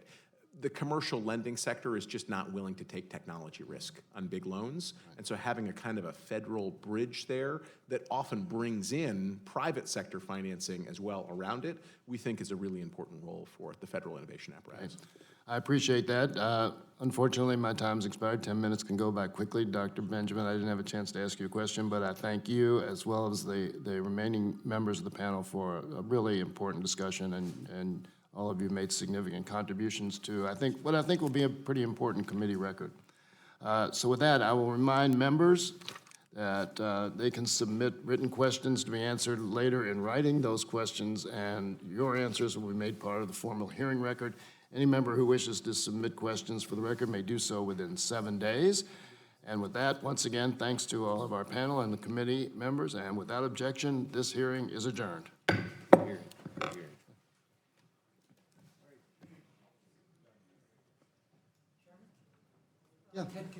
Yeah.